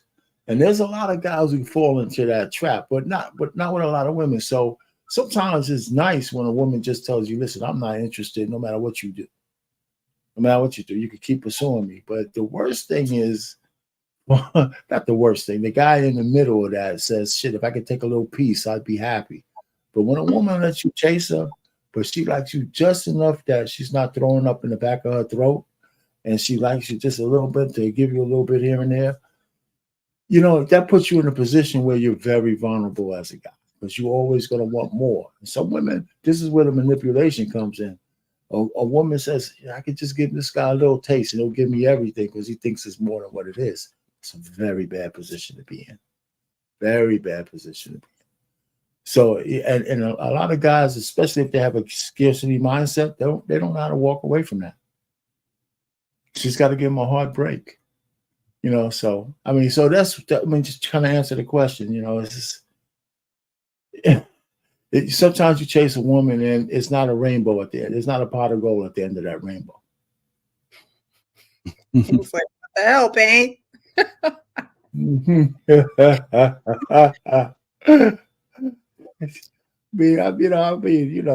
serious. I'm land my plane there. Whatever.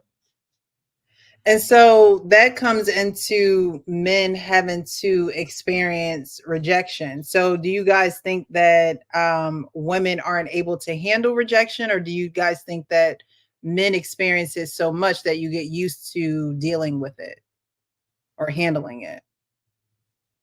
Men mitigate the feelings of rejection, I think most, and some just know how to compartmentalize it better. I don't know a man on God's green earth that is cool with being rejected by a woman that piques his interest. There's many that handle it to different degrees, that know how to stomach it and, you know, move amicably through the situation, or have developed mechanisms to cope, rather than that FUB, or, being childish and immature and, unstable. Some people are quiet. Some people just make distance. Some people just like, okay, well, that was nice. Nice. And just keep it moving. And others handle it real rough and take it on. Okay. Mitigation. Bob, what do you think? Do you think that guys handle rejection better because you guys are used to it, or there might be some guys who are not used to rejection? There might be some guys who are used to just getting what he wants. Yeah. So what happens when he runs across a woman that don't give him what he wants, and now he's rejected? I think it could go both ways for guys, honestly. Yeah, I think it all depends on the guy. I mean, I've seen it all. I think you got the people that's just off the hinge. So whenever they get some rejection by a woman, they just going crazy and they just start like verbally attacking and sometimes physical. I think you have some guys that understand that they're not chased by women, or women don't pay them no attention. So whenever they do shoot they shot, they're just used to it. Then you do have the men that you speak about that used to knocking down all the women. And then one time you get that no, he can't seem to understand like what it was. I had experience like that in college, man. One of my guys, like he does get a lot of attention from women, and there was a woman that he wanted. She was all right.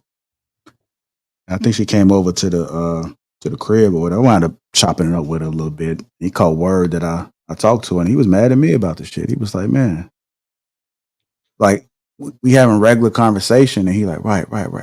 Hey, did you exchange numbers with such and such? Are you talking to her? Okay, all right. How you get her number? What you say? I said, bro, what you talking about? I'm just saying, because I tried to talk to him, and that bitch ain't give me no attention. He was really upset about it. I'm like, bro, we just exchanged numbers. It wasn't really nothing big. I ain't even pursue it like that, but that just let me know that he couldn't handle rejection because he's so used to getting them. He knocked down a lot of women on campus. And I always tell this story like it was 3 roommates, and I probably said on King Talk before, not roommates, but it was 3 neighbors. He knocked down all 3 of them, and all 3 of them knew it. And they was at the physique show, sitting all together, cheering them on. He was on some pimp type shit, like seriously. Wow. Sure. And so I'm trying to just paint the picture of what type of mindset we dealing with, that he's used to dealing with women.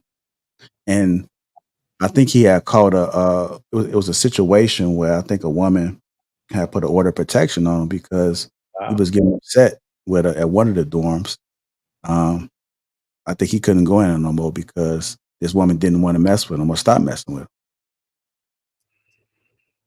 And he was a fighter too. So like he was one of the guys that will fight he's one of the guys on there that will fight anybody bigger than him.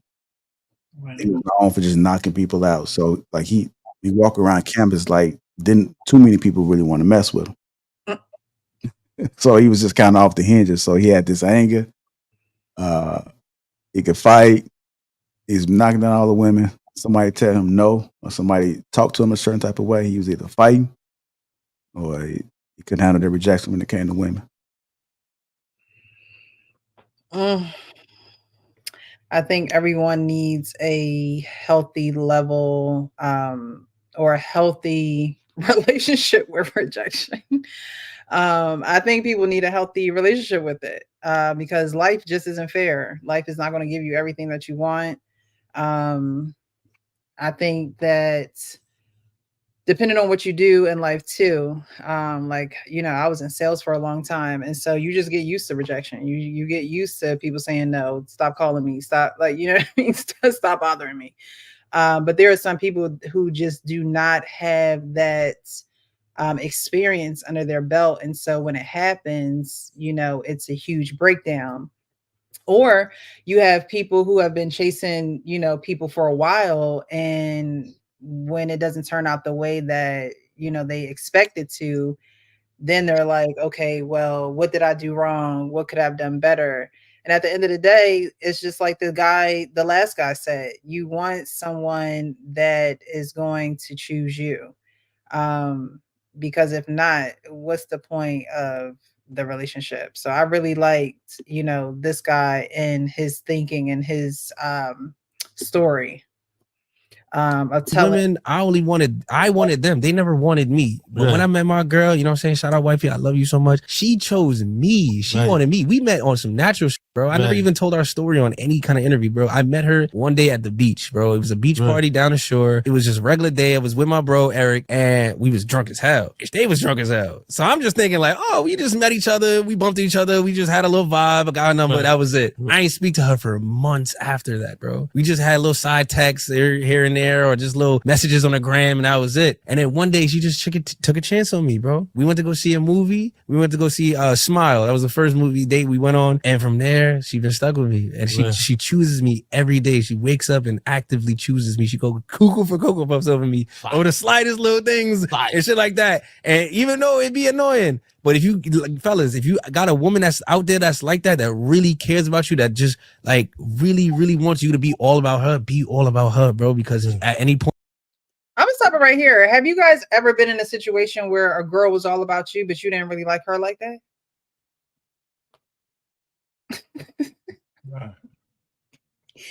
But why? Why didn't you like her like that? And she choosing you, and she all about you. What happened? She was big like Nell Carter. She was nice. And that's when I was trying to be like, okay, she's cool. I'm just be nice to her. She's like, what's up with me and you? And I was like, what do you mean? And you don't want to hurt her feelings. Be like, but we You friends. can learn a lot. All you gotta do is just listen. Big like Nell Carter. And listen, I truly, and when I told her nah, it was like, you could see her heart broke in her eyes. It was like a deer. I was like, oh, damn. Oh, I got her like an ice cream when they had them fudgicles. I was like, that's just do the fudgicles and just call it a day. But I know she was hurt. Yeah, but I'm sorry. Why you make me tell that story? Okay, you want to. Okay, so she must have been into you. Okay, there's a part I missed. There's a part I did not mention.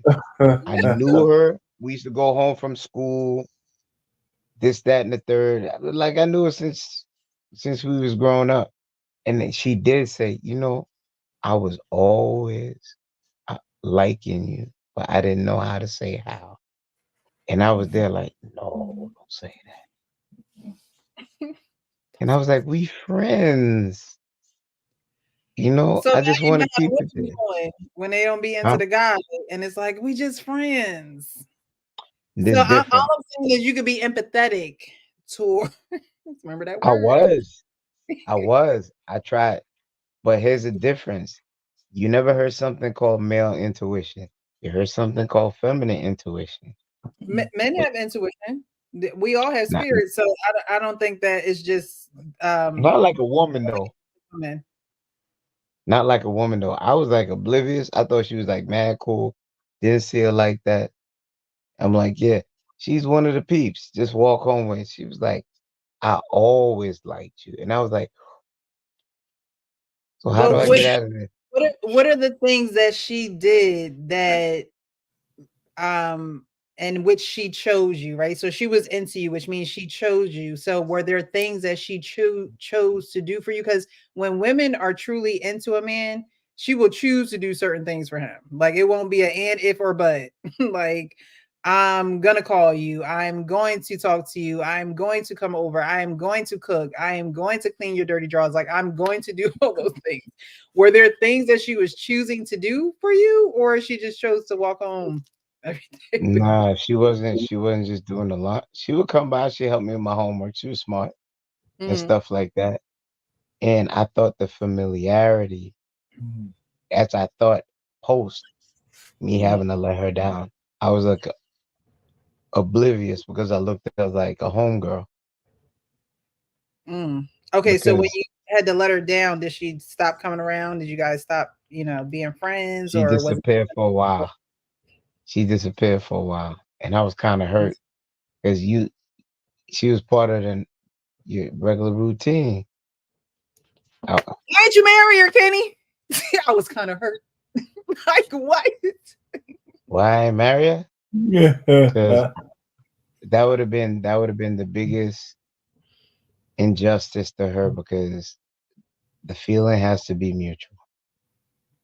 So when you say certain females that's how certain females feel about certain guys, but you're not saying a lot of those females that lead them on because they're getting trinkets. Never sock a gift horse in the mouth. I heard a girl tell me that one time. I was like, what? What? Never hit a gift horse in the mouth. Yeah, you ain't gonna give up your little sucker to be everything you want. Girls love nice, some girls like nice lavish gifts and pleasures and being taken out to eat by this dude who swear he gonna get some. He never gonna get none.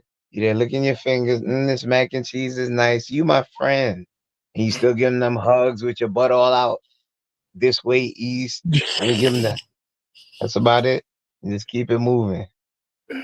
And she was like, Well, just let me are know they you got just home friends? safe.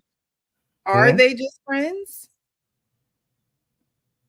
I mean, I think that men have to really state when they want to be more than just your friend. We're not about to just assume that Precious, we do you belong. know we donkeys? We donkeys sometimes. We have this No. aspirational thing in You our can't be a donkey and have control over relationships. The two don't go together. A what? A You can't donkey? be an ass. Precious. You What's can't up, a be an donkey? ass, but What's up? have control over like Eeyore. over the relationship, right? They say women are in control of sex, men are in control of relationships. Okay. You can't be a donkey, but have that access to have control over a relationship, because you're gonna look like you don't know what you're doing. You really believe that sentence that you just said right there? A woman that knows how to work her whims can have a man spinning in circles. You thought Sunshine off of Harlem Nights was just the character? No, but at the same time, it was so you're saying her coochie solidified the relationship, or was it the reason why he just wanted to leave home? Did he? Precious, let me give you the build up. She had him at the bar. Pain, am I right or wrong? If you remember Harlem Nights, before he even got a piece of that cookie, she had him wrapped around the finger from the bar. Yeah. A woman knows a way to bat her eyes and speak to you. Again, that's manipulation. A woman can use whatever she needs to use to get whatever she wants. However, I mean, that's a fact. That's a fact. Am I lying? I mean, women use what they have to get what they want, but is it the relationship, or is she just getting things for you because you're just good for it? There's a difference. Women don't use your coochie for relationships. It's you who give the access for, all right, it's good enough. We go together now. You know, this world is funny. The point that you just made, you don't think women have the power to be able to manipulate a man in the way she wants, even though he is the head and she is the neck? I believe that should happen after you get married through femininity. Yes, she You does. know what? But I That think leads. that is she choosing the relationship and solidifying it, or is he doing it? No man should be manipulated by a woman. You No will be. man. Precious, you really believe that Yes, I do. a Well, woman doesn't manipulate a man? no, I'm but saying you will be manipulated, but you shouldn't be manipulated. You yeah, will so be A man, manipulated because she's a a woman man, and she got what she has to get what she wants. But you as a man shouldn't be manipulated. so Kenneth, can I jump in for you for a And second? Can you I fall jump in to for a a certain second? level to be manipulated. And that Can woman knows. I agree with Precious. Can I just jump in real quick? I think it's an age-related thing, because every man who's had a reasonable dating life has been through it.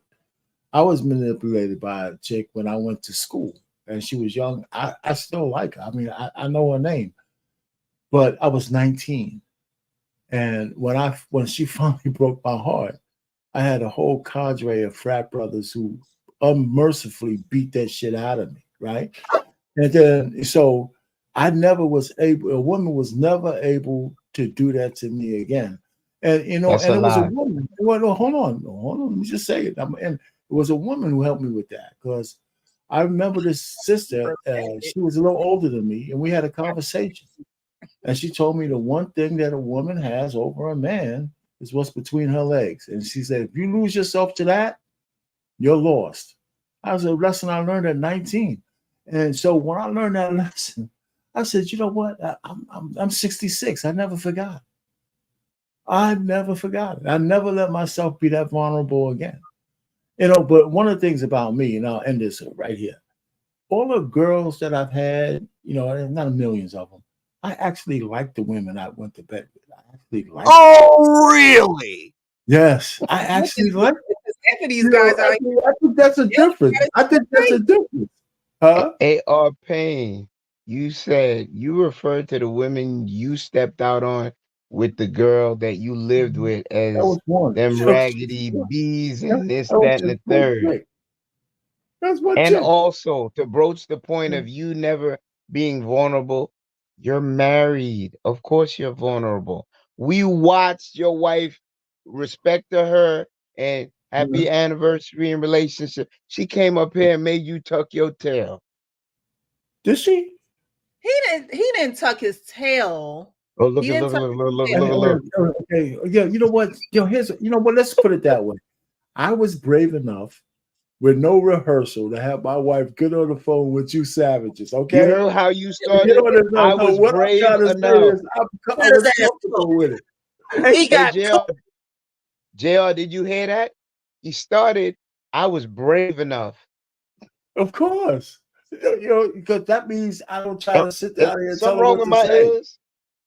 I I told her, come up here. Be brave to come on YouTube with the way these people act on here. You're damn right. They were questioning my wife, man, without me with a script.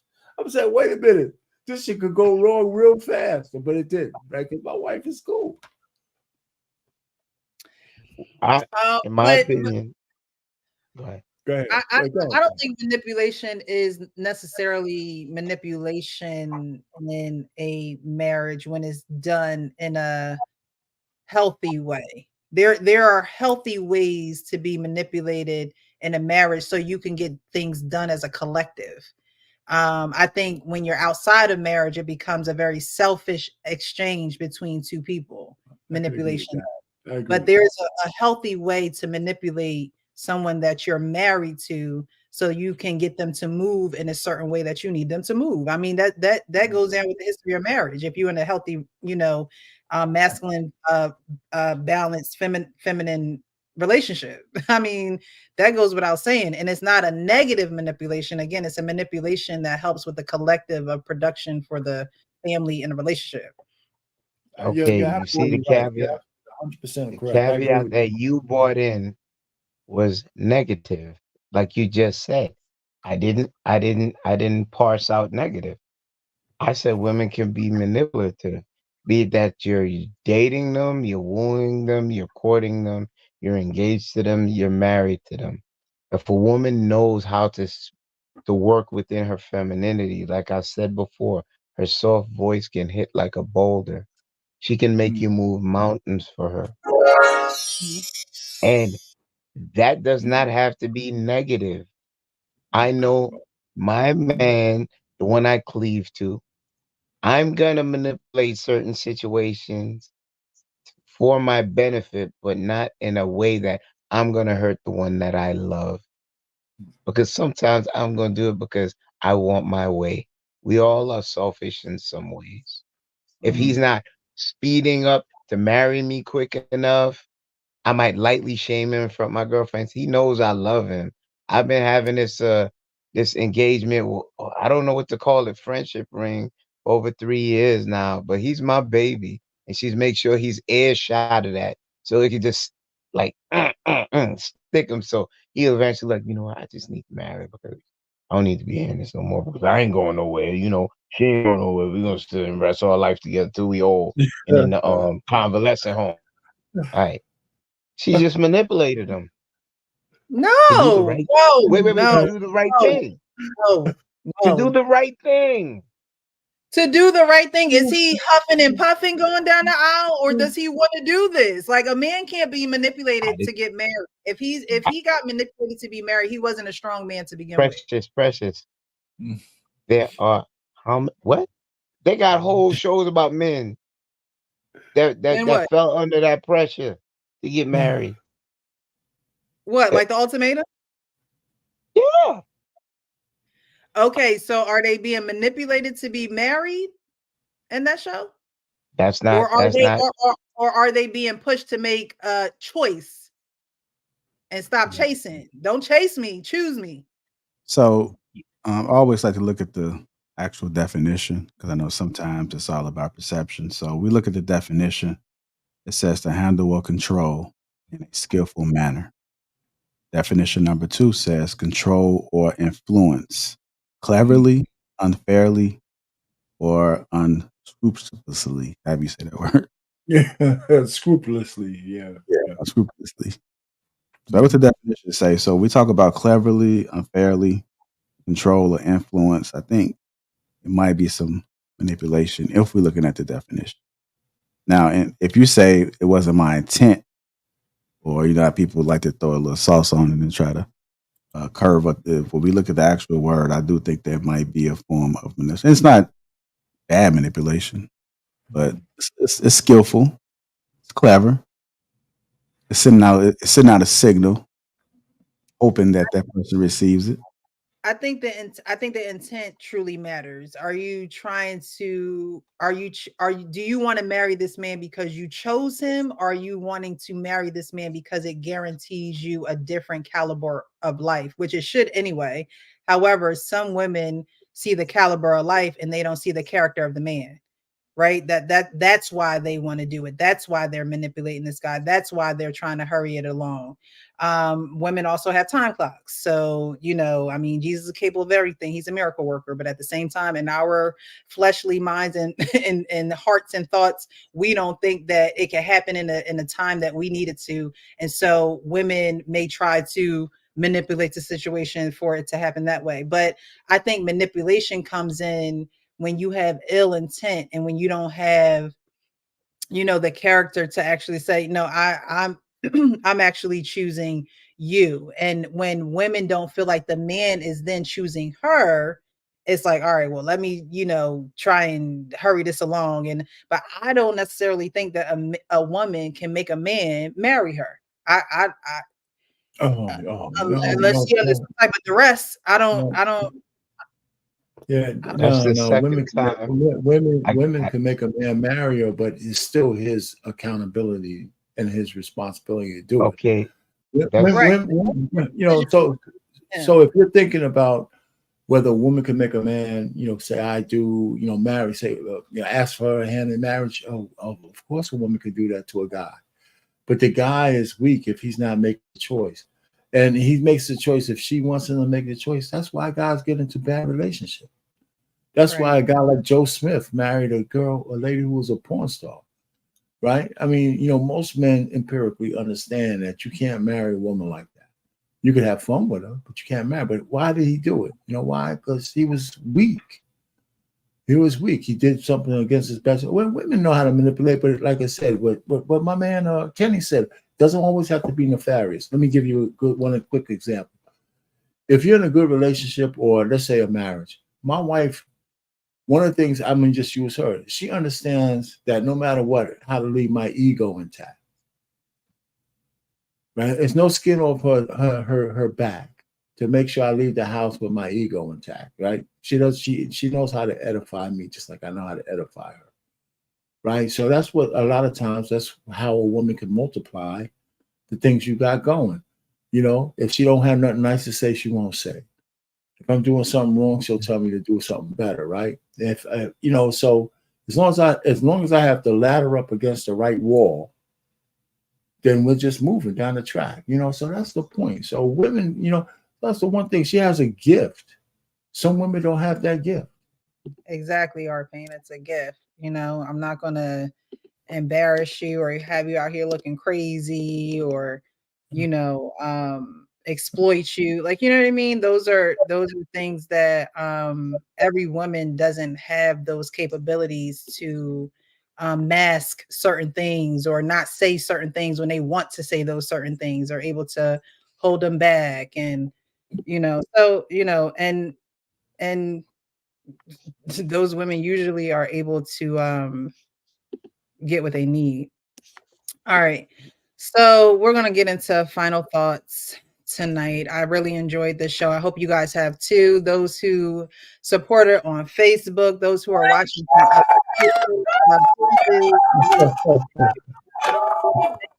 Thank you.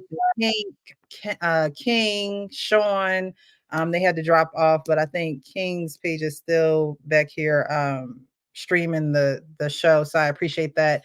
Thank you guys in the chat.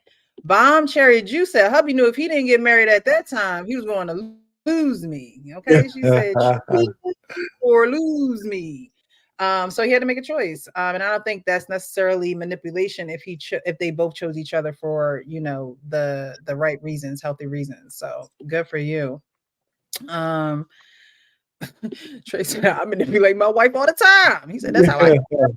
Okay, that's what we gotta get done.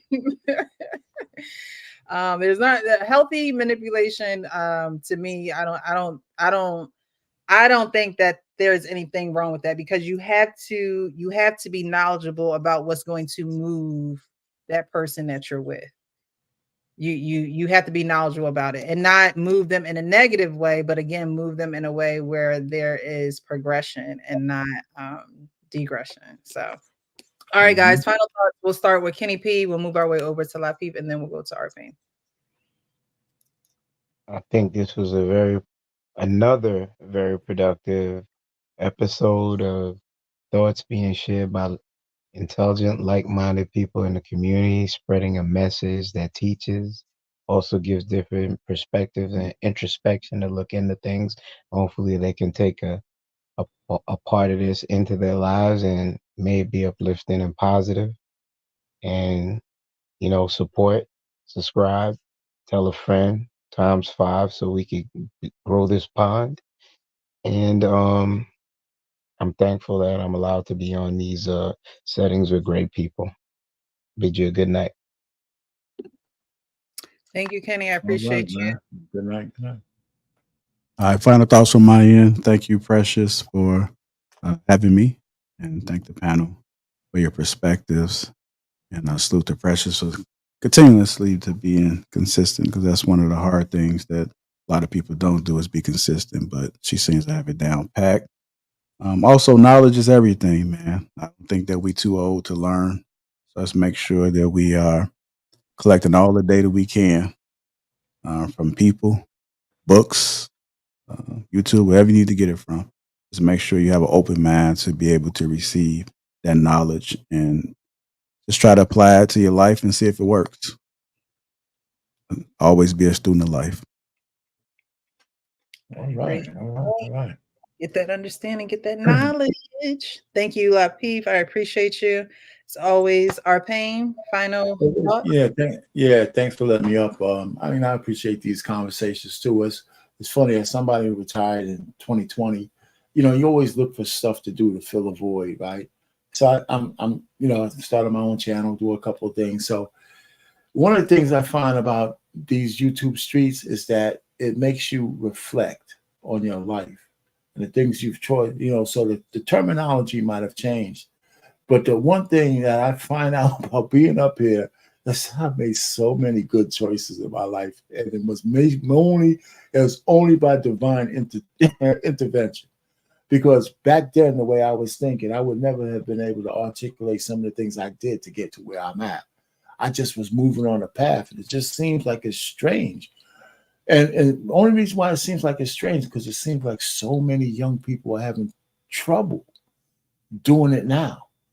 And I'm not saying nobody ever told me a damn thing. They didn't tell me about love. They didn't tell me about school. They didn't tell me. I don't know how I found all these things. I had to just say, you know what do you have to do as a man, right? How do you get that? So, I mean, so looking back from these streets and, you know, the old kind of stuff, I've seen so many decades, you know, and it's really interesting. And so, you know, so when I first got up on YouTube, I was like, just like everybody else, I didn't know how to navigate it. So I'm a whole lot calmer to look at it. You know, everything can't be like Fight Club, you know, that kind of stuff. And just one more thing to Bomb Cherry Juice. I was going to say that she said something about giving her man an ultimatum. One thing about ladies that you need to realize, if you're in a long-term relationship and the guy ain't asking you, it don't take years. It just doesn't. Especially if you're in those sweet spots of your age. If you're 28, you don't have time to waste 5 years on a man. Don't. Yeah. You just don't. And so anyway, so with that, thank you. Oh yeah, hey JR, you know, I got that little assured man on my thing over here. Now I got a little beard. I got a little, you know. I appreciate you. Yeah. Say what? I appreciate it, man. No problem. I just thought I'd say that. You know, I'm trying to now. I'm even like buying like black-owned stuff. Support you know, black businesses. Yeah, there you go. Support black business. Anyway. All right. Good night, everybody. Thanks for having me. Thank you, Arpine. I appreciate you. I appreciate all you guys because you have different perspectives, different age groups. I think that's why a lot of people actually like watching the show because they can get a young perspective. They can get a baby boomer's perspective. They can get, you know, Sean, who is like, you know, us men need to do better. And, you know, they can get that hard rock Hank who's like, no, I'm not down for the BS. Like, you know, those different personalities really make this show great because you get all types, you know, of the man. So I appreciate you guys and dedicating your time to do this on Monday nights with me and along with everyone else in the chat. Thank you guys as well, because we appreciate your contributions as well as your interactions.